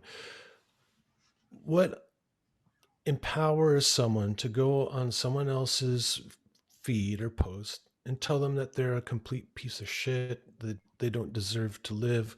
Even just that kind of abuse um, is enough to cause harm, you know? And the person doing that isn't happy anyway. May get some kind of like thrill from attacking or calling out people or arguing with people on the internet, something that seems so benign, but it can cause real harm. And of course, an attack on someone, a physical attack on someone else, or a genocide or something is the most extreme example of that. But I think what has really been revealed to us, especially in this past year, because everyone's online all the time now, and everyone's on these corporate social media platforms.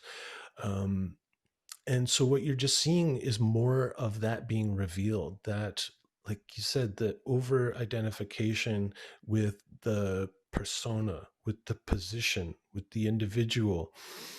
And of course, in order to defend that concept of self, that individual, you have to create an other, because that's what defines you as an individual. It's like you have to split into a duality. If you start to understand that, we're all in this together, then you may not have a leg to stand on, and that's kind of the big danger of getting deeply into yoga or plant medicine, is it can pull the rug out from under you and leave you feeling completely adrift in the world. And I think that's why we need the aftercare. It's the blessing, but it's also the curse, because we live in such an individual focused culture that to be someone who isn't so invested in keeping up appearances, keeping up the phony persona, can leave you feeling like an outsider, can leave you feeling like all alone. Like if you don't want to participate in the social media charade and only take the best looking photos of yourself and the best meals, and you're always having a good time here, and like, look at me on the beach in Tulum, like, yes, you have no idea how I could ever afford this, and I don't want you to know that I'm $40,000 in debt right now. It's all this complete bullshit reality. Um, that this past year has just gotten completely out of control. So I got off Facebook. My profile's still there collecting dust, because apparently I need to have a Facebook account to be logged into some of the other things that I use. So it's there, but I don't use it. And very using things even like Instagram, which I find far less problematic, even using that less, just feeling a kind of a disinterest in creating a persona. And then, because once you create that persona, you got to keep it up. It's like you got to feed the beast, man. And it's fucking exhausting, So I'd rather put my focus on creating meaningful content that's somehow instructional for people, rather than creating a persona that I can then use to sell some nonsense, latest handstand tutorial or something. Yeah. Am I showing my cards too much here? We're on like the second hour or something. You got me loosened up, and it's Mercury's day, so the trickster might come out and play.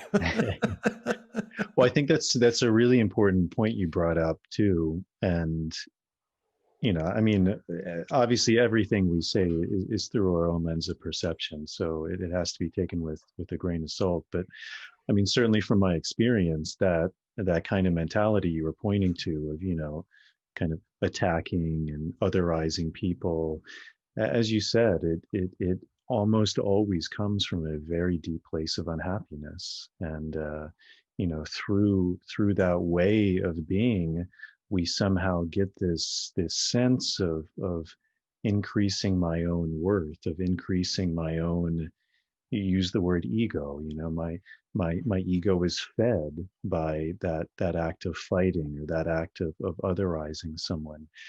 And while it seems like that's somehow making me feel better, in the end, it's actually coming from a place of deep unhappiness.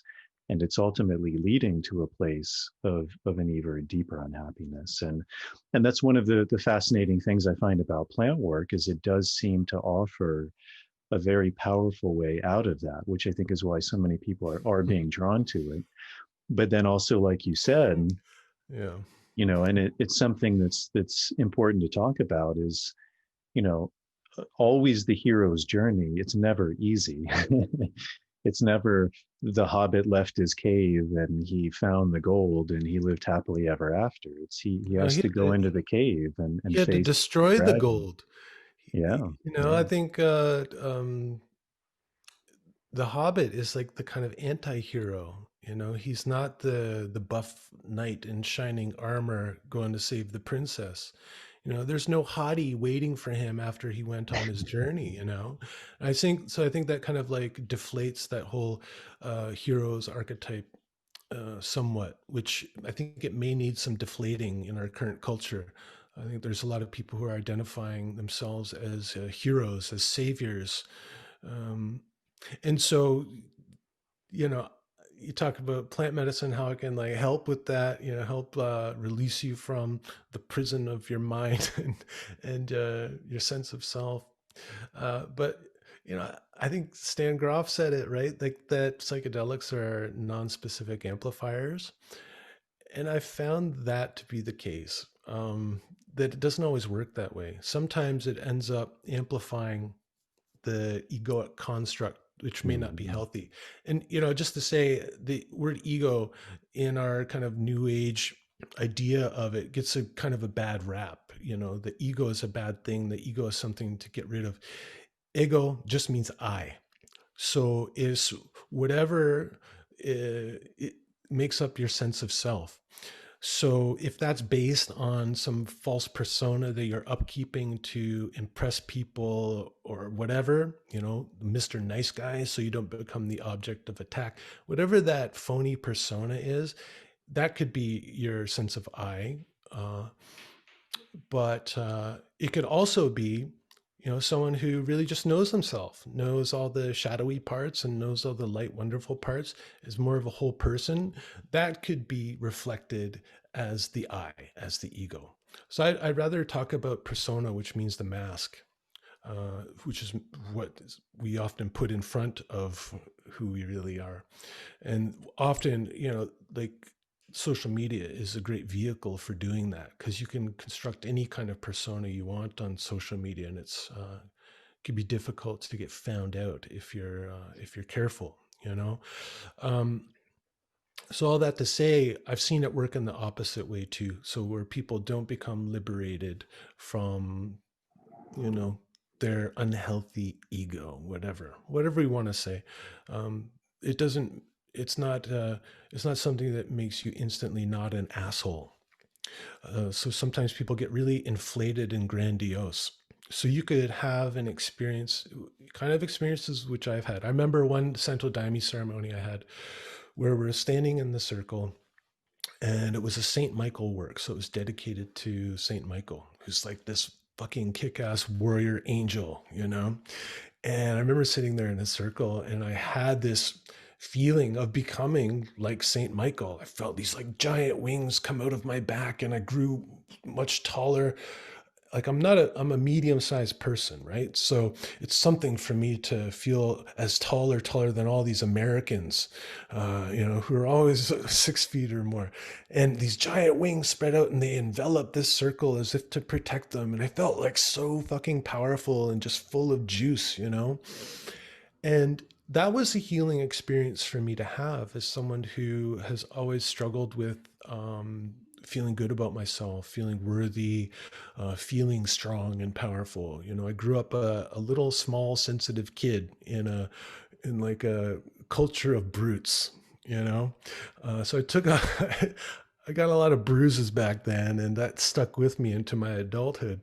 So that was a healing experience for me to feel that, I too can embody this power and sense of being able to protect others and to hold them and stuff, right?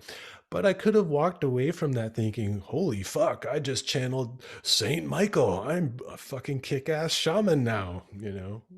something like that. And so it goes both ways. So we get into the topic of like, well, how do you avoid that, right? And how do you like uh, positively integrate some of these experiences? Because I could have integrated that into a way that just made me more inflated and full of myself, right? Um, and so I think that's where like doing things in community or being in relationships of equals where other people aren't afraid to call you out on your bullshit and you respect them enough to actually listen. Right? Super important. If we do this kind of work in isolation or we do it in a bubble where the kind of the mini culture that we're in, so maybe that's a retreat center or an intentional community or something in Costa Rica, where it's all these people who think alike and that's why you come together, where you just kind of feed each other's grandiosity. So it's really important, like the context in which we do these things, because it has the potential to just amplify the parts of us that are the parts that are causing all the problems in our life and problems for ourselves and for other people, like power tripping, the shaman or the yoga master who uses his power to manipulate the young and the beautiful, even when he's become old and flabby. It's an age-old story, man.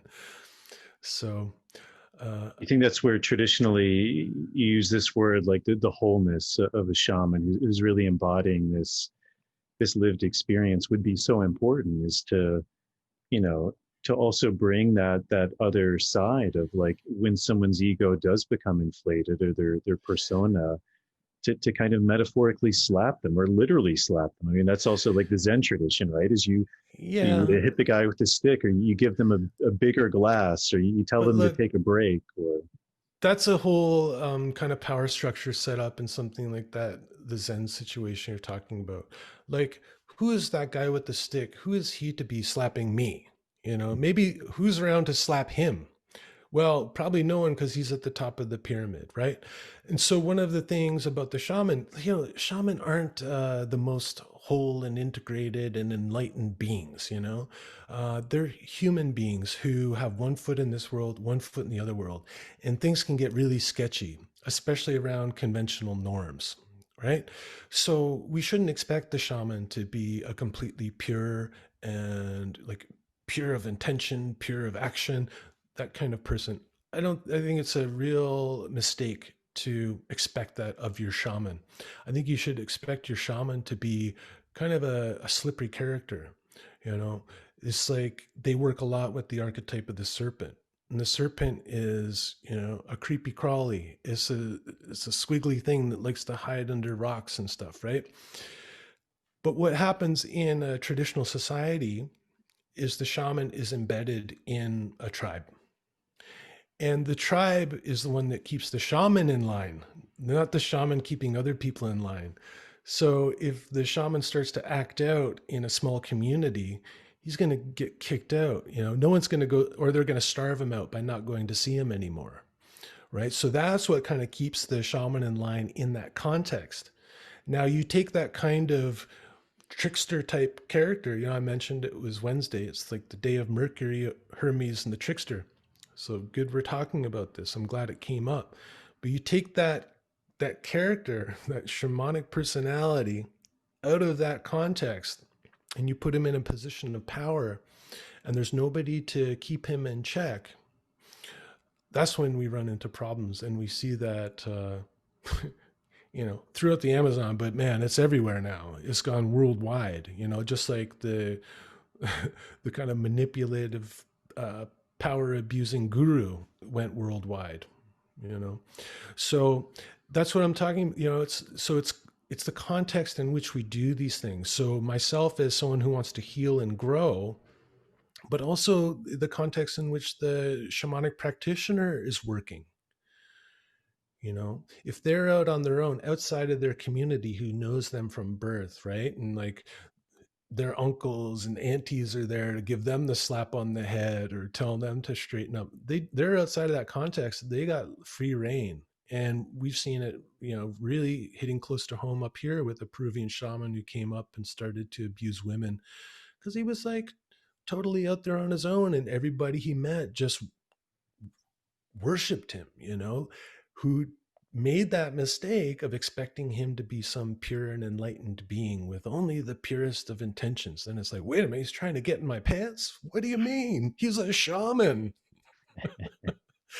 No, he's a guy with one foot in this world, one foot in that world, man. And so be careful, you know. So you mentioned this idea a couple times of integration, and that seems to be something you seem to be quite passionate about. Why do you think that's so important? Or how would you even describe that to start? Well, first of all, the way that it's been talked about in the psychedelic world so far, I think has been really kind of simplistic for the most part. I see integration as a lifelong process. So for me, what that looks like is getting to know all the parts of myself and understanding them as a whole, that all those parts are working together. If I bring them all online, if I make myself aware of all these hidden parts of myself, the ones I like and the ones I don't like, bring them all online, then I can start to be in relationship with this kind of this multitude within. One person calls it the internal family system, but it's more than a family. It's all of these archetypes living within us, all of these different modes of being, all these ways of seeing the world and interacting with it, all of these potentials, positive and negative, all live inside of us, whether we like it or not. So my work personally is to try to become as aware of all of that as possible, so that not so that I can control any part of it, but so that I know myself better and I can understand why I act a certain way in different situations. And if I have access to all the parts of me, then maybe I can act in the most appropriate way according to the situation. So I can call on my inner warrior when I need to go out there and get some shit done, and maybe stand my ground against somebody who's trying to create havoc or harm in my family or community or to me personally. So I need to call on that warrior, but I don't want to live in the warrior. I don't want to over identify with that energy. When I'm with my wife in bed, I want to call on the inner lover. I don't want to be a warrior in bed. There's times when I want to be like a mystic, and I want to connect to the great mystery. So if I'm in warrior mode, I'm not going to get there, Um, so it's about like a sense of wholeness, but the wholeness is not one coagulated thing. It's not one homogeneous, pure ball of ectoplasm or something. It's a multitude of parts, but having the ability to see it as a whole and to see how all these parts interact with each other and influence the way I think and the way I behave, that to me is this whole lifelong process of integration. And plant medicines, psychedelics can be a really useful tool in that, because it can show us the parts that we've been hiding from, right? And I'm saying that like the positive parts as well as the parts that cause harm or are less helpful. So a lot of people are disconnected from their sense of joy and creativity, things that we might associate with the inner child or the divine child archetype. A lot of people are connected from that, from their own inherent goodness, the joy and wonder of life. Some people are disconnected from the inner tyrant, the fucking diseased king who's become impotent and just wants to like ruin everything for everyone. Like, I'm miserable, so I'm going to make everybody miserable too. The whole kingdom's going down. Like the one character in Game of Thrones, who gets kind of possessed by this demonic spirit. So I want to be in relationship with him too, because I want to keep him in check. I want to recognize when he comes forward. I want to maybe plug into another channel. So that for me is like the integration. It's not about a oneness in terms of becoming one thing or one coherent identity or something, but it's about coming into relationship with as much of myself as I can. So then that's one part of it. That's like the inner part. The other part of it to me is, how do I integrate into my family, into my society, into my culture? How do I integrate into the world in a way where I feel like I can maintain my authenticity and still get what I want, and do what I can to contribute something, to give back. I had a really pivotal experience in at the Temple of the Way of Light, I think, actually, a couple of years ago, where I was wrestling. I was really loving being in the jungle, and I felt completely fulfilled there. I was living in a magical place where we did regular rituals, and there were communities that formed around that. So it felt like really like meaningful and satisfying a really deep part of my soul that longs for that. And I don't want to romanticize it as like the way things used to be, because life was really hard for our hunter-gatherer ancestors, right? But having that connection to the mystery, having that be like just a regular part of life, that's kind of taken for granted, where I don't feel like I have to moderate the way I speak about things to anyone.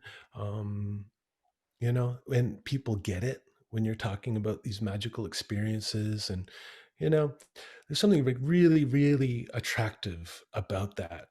So there's a part of me that was wrestling with like, well, maybe I just get Debbie to pack everything up and we just move to Peru, because man, it just feels so much better than North America right now. But I had this ceremony where I got this like clear directive that my dharma, my job in life, because I had the ability and the privilege to go have these kind of experiences in these magical places, my job, because I guess I'm cut out for it maybe, was to take some of that medicine back north where it was most needed, for the people who couldn't make that journey, whether because they were too afraid or they didn't have the money or the means, whatever, right? But because I was able to do this, it was my job to take it back. And so I got this vision of the worker bee, the little dumb drone bee whose only job is to go get the pollen, bring it back to the queen, and to contribute to the building of this community. And he's no fucking hero. He's just doing his job, like he can do it. So he's the one doing it. And that's the vision that I got, it's like, be like that worker bee, come down here. It's like, get a taste of the nectar, get a taste of that medicine, and then bring it back to where you come from, because I'm especially qualified to integrate myself into the communities I come from. And then if I do that, then the medicine that I carry can be shared with other people. I can integrate myself back into the community I come from much better than the shaman from Peru, who's going to be the subject of everyone's projections, and yeah. So I don't know how we got there, but here we are. Is to be like the worker bee. And so integration. Yeah. So those two aspects, becoming more integrated myself, knowing my whole self, but also integrating what I get from the medicine back into the work I do in the world, so whether that's volunteering or teaching or whatever, trying to do some kind of service work in a way where I can still maintain a living doing it, so I can put more energy and focus into it. Mm-hmm. And that's the big challenge for me, is like, how do I be a mystic, a kind of shamanic person in this soulless, materialistic, capitalist society, even to engage with the kind of mainstream yoga culture is a real challenge for me. And then how do I make money doing it? So I gotta, to some extent, play the game. So I just try to do that in a way that is authentic as I can be at any given time.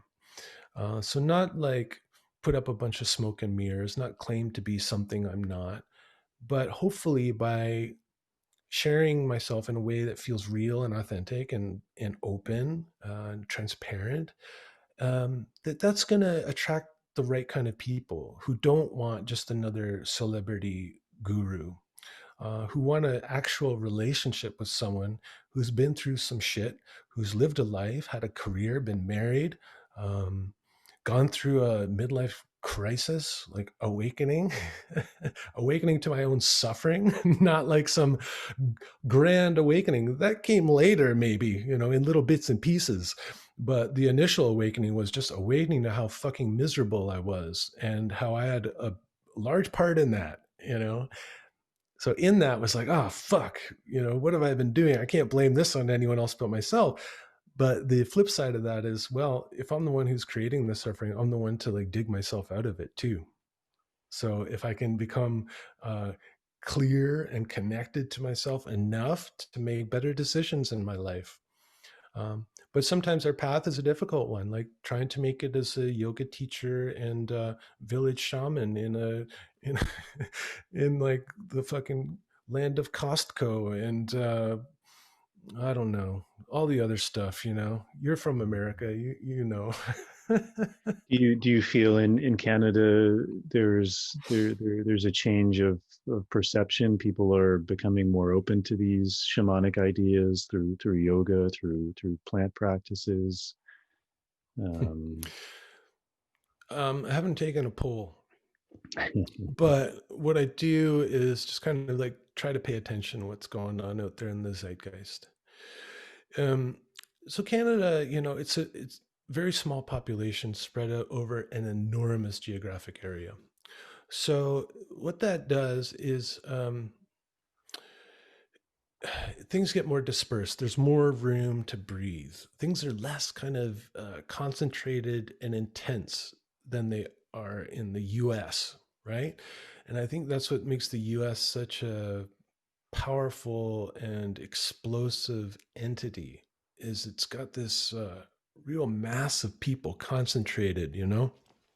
And go to a city like New York or something, you're never going to have an experience like that in Canada. So it's a little harder to get the read on what's happening in Canada, but you know, generally we live outside of the city. We live in a really small kind of rural place on the ocean in a coastal rainforest. So people are super chill and people are really open about things like plant medicines and yoga and stuff. It's one of the reasons why I live here is because I can really feel at home here.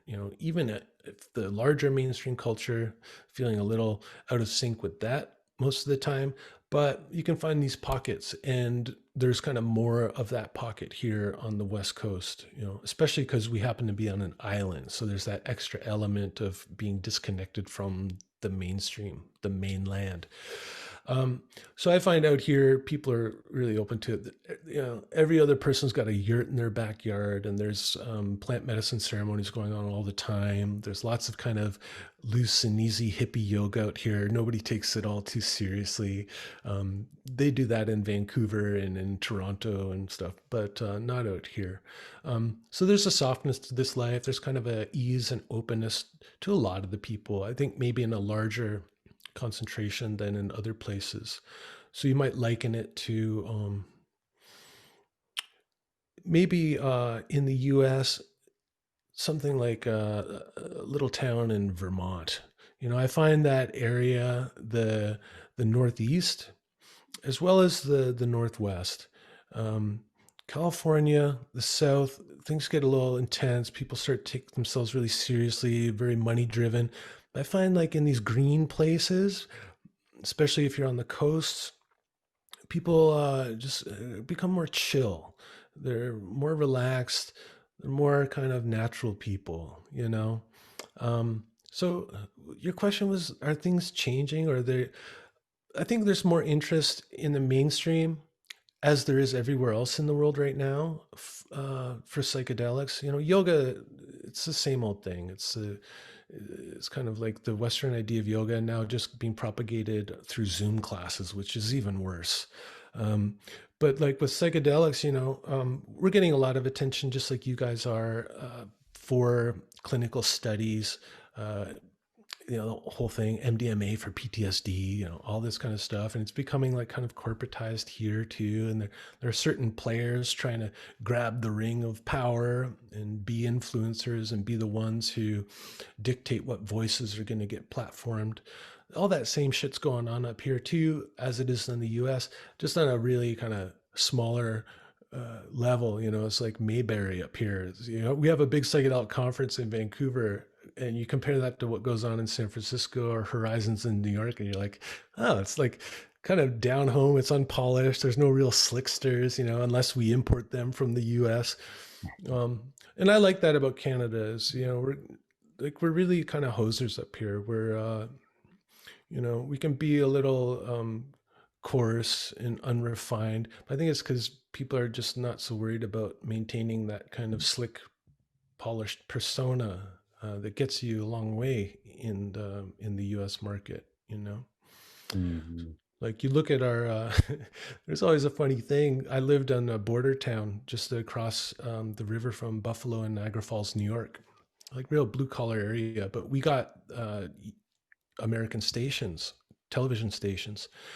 So you look at like Canadian television and you see like just the kind of vibe of the talk shows or the news shows or whatever, and the kind of people who are presenting, people with kind of like bad haircuts. You'd see like overweight people. You'd see one station in Toronto actually had the most diverse range of presenters I'd ever seen then or since. Back in the 80s, there was the weather guy was an Indian guy in a wheelchair, Harry Hussein, and it's like stuff you'd never see. And then you click over to the US channels and it's like these Max Headroom, like robotic, like polished, like everyone's chiseled jaw and big tits and big hair and all this kind of thing. Like it's such a like an image conscious thing, and everything was like so polished and slick. Up here, we're just like, we're a little goofier. Just have a look at the Trailer Park Boys. That ain't a big exaggeration for what it's like in most places in Canada. So, all that to say, things are like kind of proceeding as they are elsewhere, but on a much smaller scale up here. Mm-hmm. Yeah, great. So you released a book. Was that last year it came out? Mm-hmm. And what was the story behind that? It's called Yoga and Plant Medicine. And Yeah. is it really just kind of a story of your life? And No.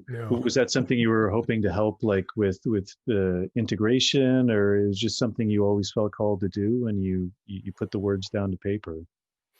Something I didn't always feel called to do. I don't, contrary to what this podcast might suggest, I don't really love talking about myself so much. Hopefully, I'm talking more about what I think about other things than about my own origin story or anything like that. I know you've got me to say a few things, and I'm grateful for that because I think it helps help people understand where I'm coming from. So it's useful in that. But so I didn't imagine myself ever writing a book. It was something that was like really, really frightening. The idea of writing a book, that just sounds like such a big deal, let alone a book about, my own experiences. So that book, it was like at the culmination of a lot of things. That whole story I told about going through the Santo Daime, getting into yoga, following these two paths, going into the jungle, seeing even deeper connections between yoga and ayahuasca, particularly, but other psychedelics too. But really seeing all of those things. And then that kind of like culminating, it was like a lot of understanding became resolved in me. There wasn't like a tension anymore between like, okay, like I'm doing the yoga, but am I like a plant medicine person? And like, do these things belong together? And, and how do they live together? And should I keep doing plant medicines for the rest of my life, or is the yoga enough? And all this kind of like tensions that I was with for years just kind of resolved. And I was like, my yoga is shamanism. And so if I do my yoga every day, I'm helping to keep that healing process going, that really gets catalyzed with a strong plant medicine, or more than the plant medicine itself, but that whole ceremony around it, right? The singing and the intention and the community, all of that whole experience, what that can catalyze. How do I keep it going? Well, because the yoga is working on the same levels. Yasli shaman is like, well, what's actually going on? Like, what's the ayahuasca doing? What are you doing with the singing? And they're like, well, a lot of people's problems, whether it's physical illness or mental health issues, is caused by these energetic blockages. That's the way they talk about it. Caused by these shocks, that get kind of lodged in our energetic body, and that manifests through physical disease and pain or mental anguish. So they don't work at the specific symptom itself, but they work at the underlying problem of correcting that energetic imbalance or disturbance. And that's exactly how hatha yoga works. It's all this thing, it's getting your energy straightened out, clearing the channels so the energy, the prana, can flow freely. And if that's happening, well, you're more in that natural state. You're healthy, you're responsive, you're present, you're open, you're virile, you got some life force coming through, right? So it's working the same way. So having that understanding, I was like, okay, well, I stick with my hatha yoga. And when I feel like I need something, if I feel really blocked and it's just not moving, no matter how much pranayama I do or whatever, then I can go to the plant medicines for that, um, so it was like at this point of resolution, I was like, you know what? I got to talk about this, because I didn't see any other prominent yoga teachers talking about it.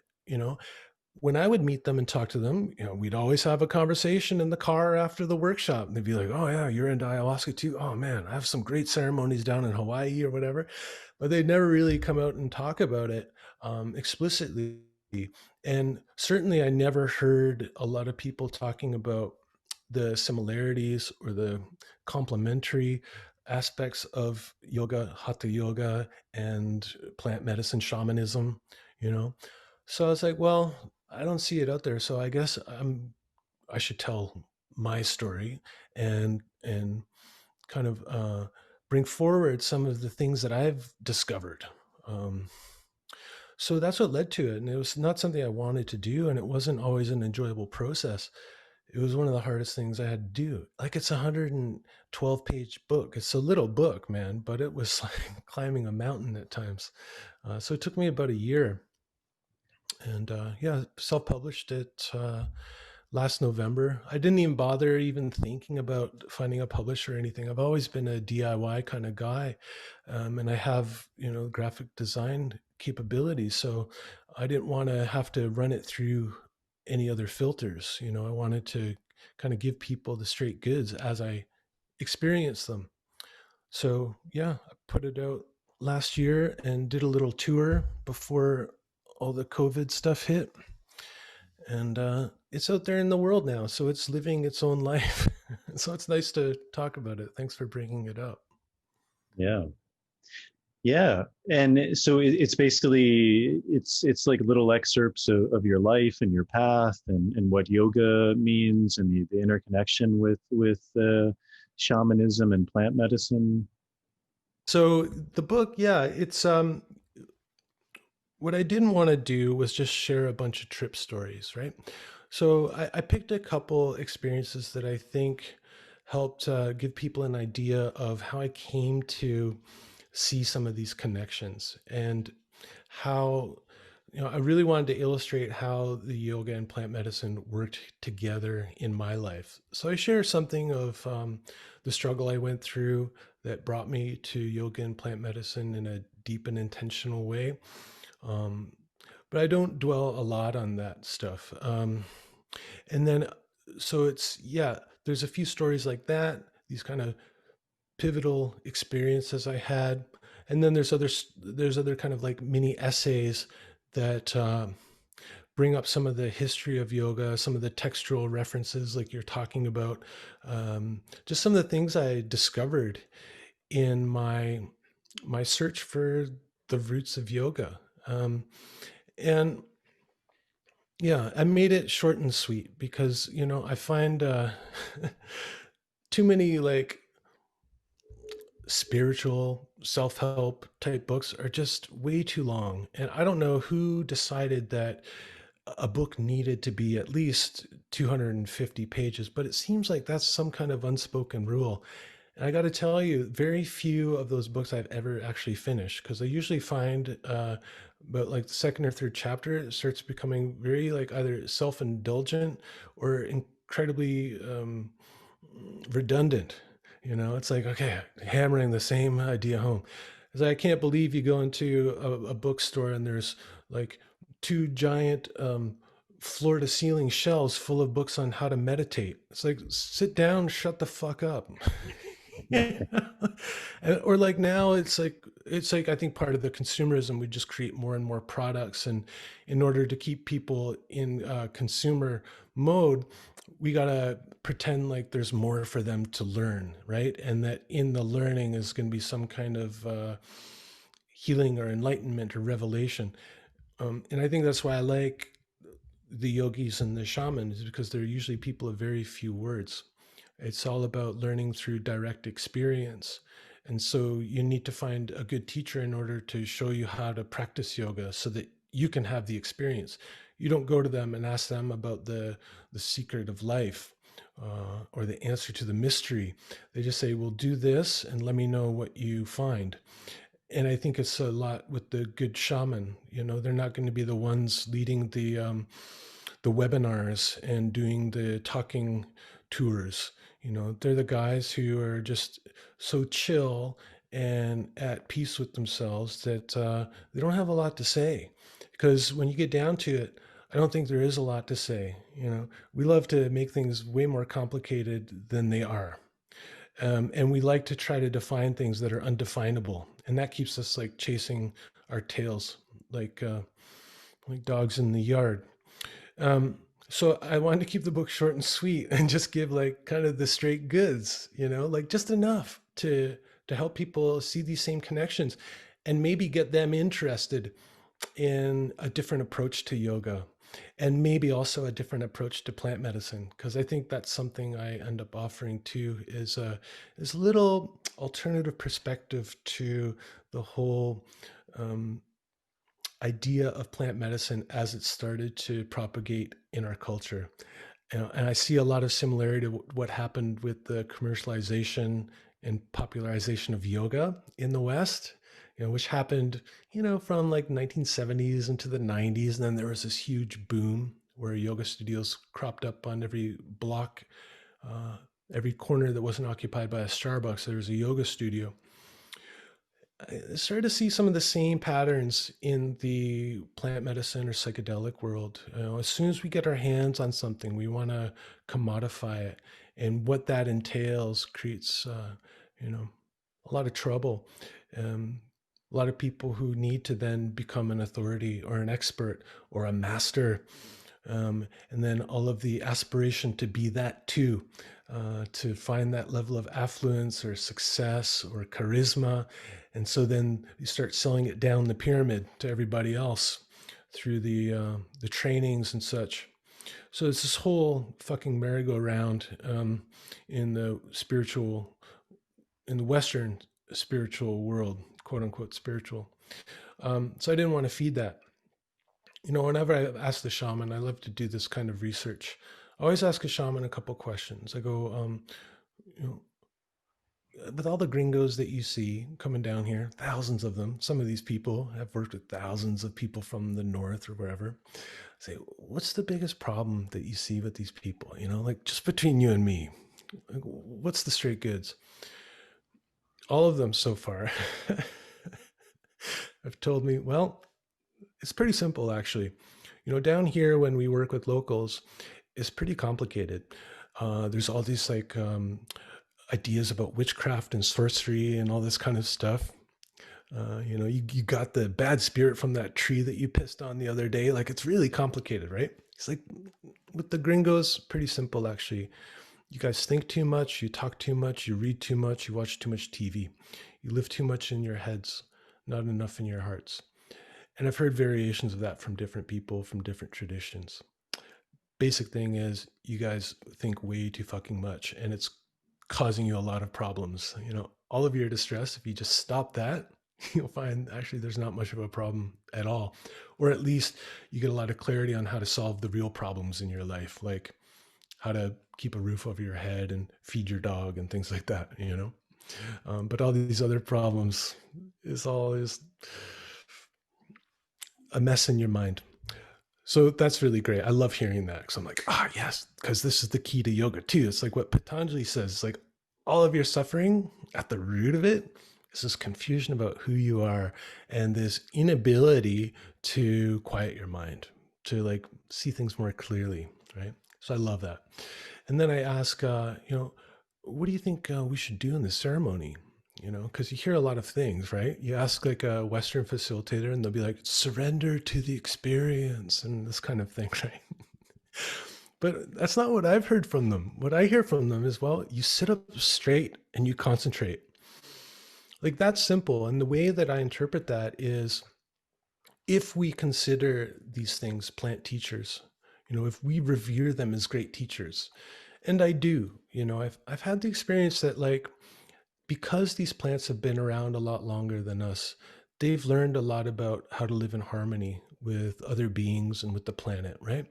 So I've had this experience that they are teachers, or at least they're opening us up to some deeper, older inner teacher within us. Like James Hillman calls it or Jung, I think, started it, but the million-year-old man inside of us, So whatever it is, whether it's the plant giving us that information or it's coming from within us, and that's just helping to open it to us. I can't remember where I was going with that. I got lost in this image of the million-year-old man inside. Sorry, I was on a riff there. What do you expect? Sit up straight and concentrate. So the way that I interpret that is, yes, if we revere these things as plant teachers, well, do what you would do if you were meeting a teacher that you respected and revered in person. You wouldn't lie around on the ground and curl up in a ball and maybe go to sleep or whatever. No, you would like sit up, show respect, be attentive, and listen, and try to like meet them halfway. You show up with your intention and your attention, and then you might receive something.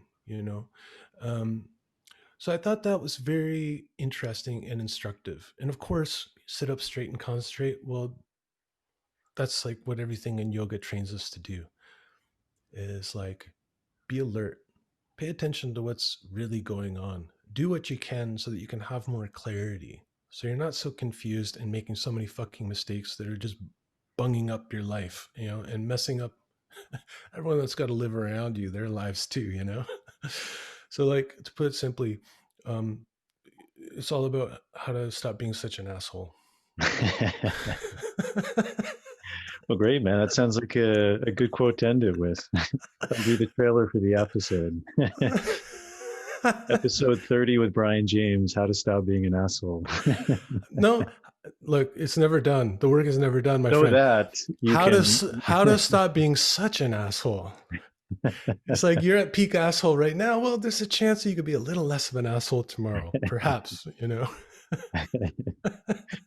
so that the seer can abide in his own peace. Yeah, right. From time to time, just enough to give you a taste of freedom, right? Yeah.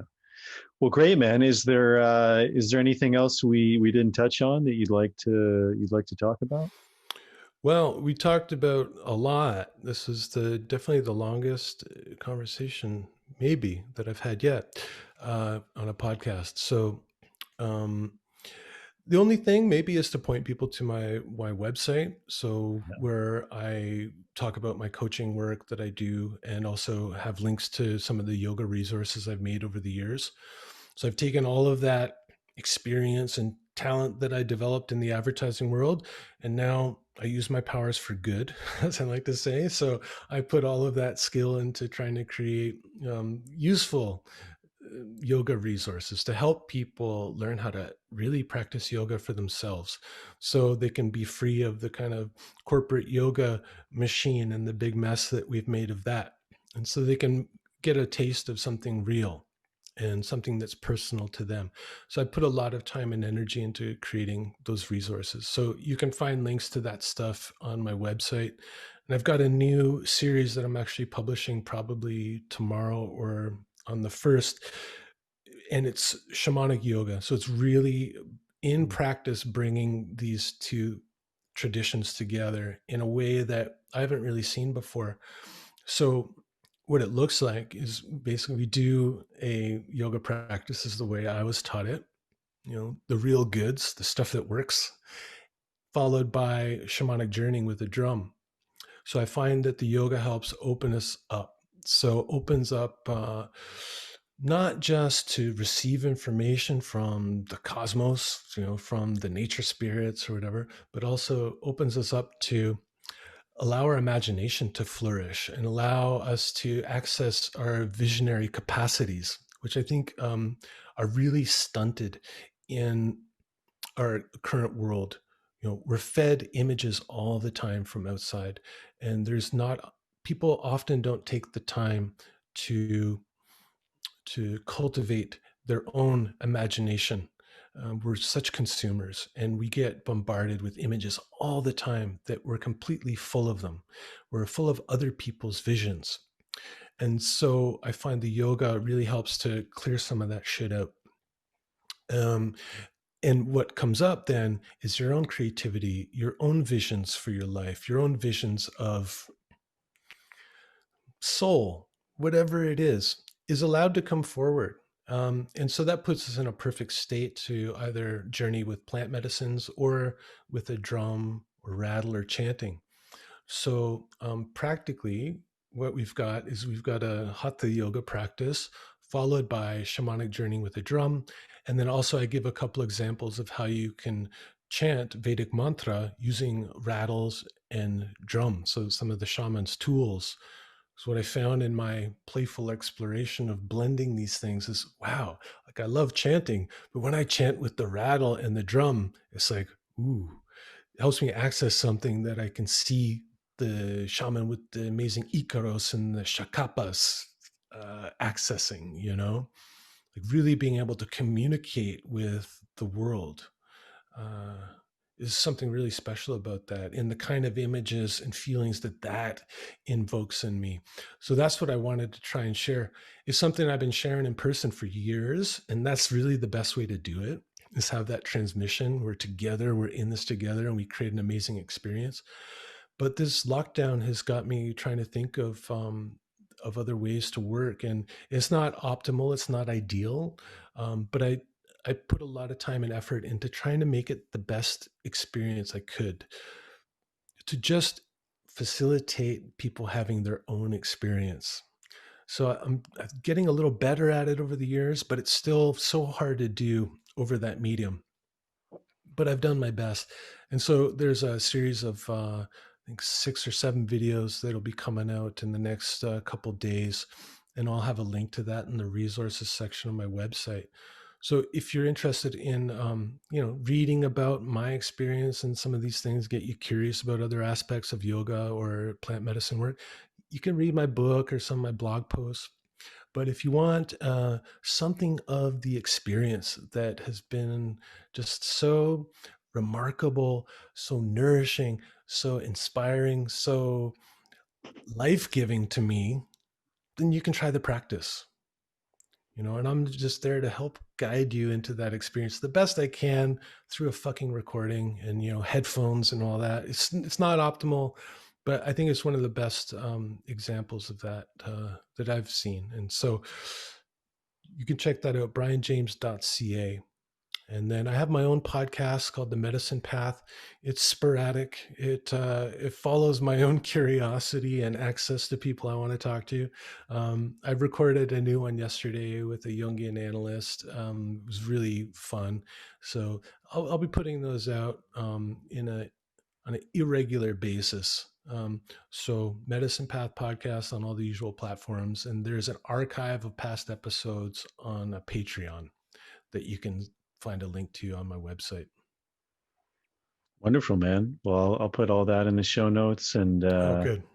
it's been a pleasure talking to you, man. It's always good to connect. And, I know from our time working together at the temple, a lot of people who you taught really, really benefited. And I still am in touch with some of them today, and they just continue to have really amazing things to say. So I think anyone would be in really good hands working with you. And I really respect your path. I mean, I think we share kind of similar paths, and just your curiosity and your inquiry, not only into yourself, but other traditions and other ways of just being and working, I think is really inspiring. And I think it's something that's really needed, is really bridging all of these things together and showing the interconnectedness, and that, all of these things are potential pathways to what I think at the root of the human experience we're all looking for. So I commend you on that, and really wish you all the best. Thanks. And something that I do want to leave people with is the benefit of committing to a particular path. So we have so many choices at our disposal now. You can go do a workshop on anything over Zoom any given day. There's a lot to choose from. It can be really enticing to go cherry pick things from all these different traditions. But what I find is it dilutes your energy. You only have so much time, so much energy to devote to your practice, your path, whatever it is, whatever medicine path you choose. But I suggest finding one and sticking to it. Like for me, it was, what would happen if I practiced yoga every day for a month? Like really sincerely, like really did it, and did it at home, not just in a studio.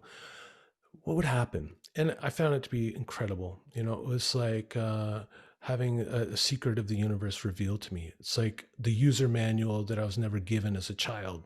All of a sudden it's like, oh, here's a way. Here's a way to understand and transform myself. So I recommend that you pick a path, at least for a while, for a good little while, with a teacher who's connected to a real lineage. So whether you're into shamanism or yoga or whatever else, find something and stick to it for a while. Cut other things off for a while. You may come back to it later, but really devote your attention and energy to one path for at least a month or two, just to see what's possible if you go a little deeper.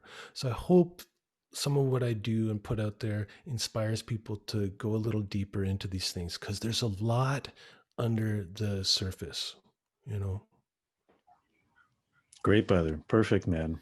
Well, thank you so Thanks. much. That was an amazing interview, and I hope people reach out to you. And yeah, one of these days we'll connect again. I hope so, man. It's been great to talk to you. I think part of this, I could go on for another couple hours just chatting to you, Sure. because I feel that connection. So thanks, man. Yeah. Well, thank you, man. Brian James, everyone. Take care. All right, everybody, that is it. I hope you enjoyed that episode. I really enjoyed talking to Brian. I always really enjoy talking to him. He's a great guy. He's a good friend of mine, and I really believe and support in his work and the message he's doing. So check out his website for his book or the course he's releasing, and yeah, I hope you all enjoyed that. The next couple episodes, I believe the next episode is going to be with, hopefully, I think Dennis McKenna is actually going to be coming on soon. And also my friend Emika, who's a guy from the Colombian Amazon. He does a lot of work with mambe and a lot of sacred plant medicines, and really an amazing guy. He's one of the people who I really consider a teacher of me, and he's taught me a lot.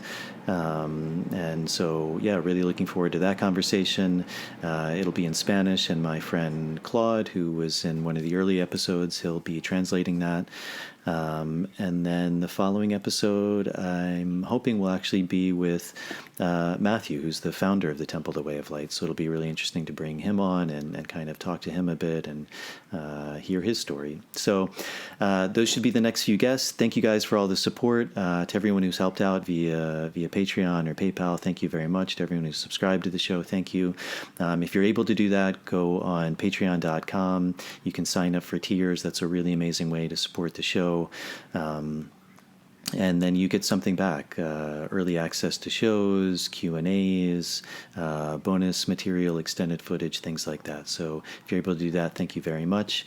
And then also if you're able to go on the YouTube homepage and subscribe to the show, turn on the notification bells and like the video, that's a really big help. And then with the audio version, going on Apple Podcasts, subscribing to the show, leaving a starred rating and a review. So thank you all so much. I hope you enjoyed this, and I will see you all in the next episode.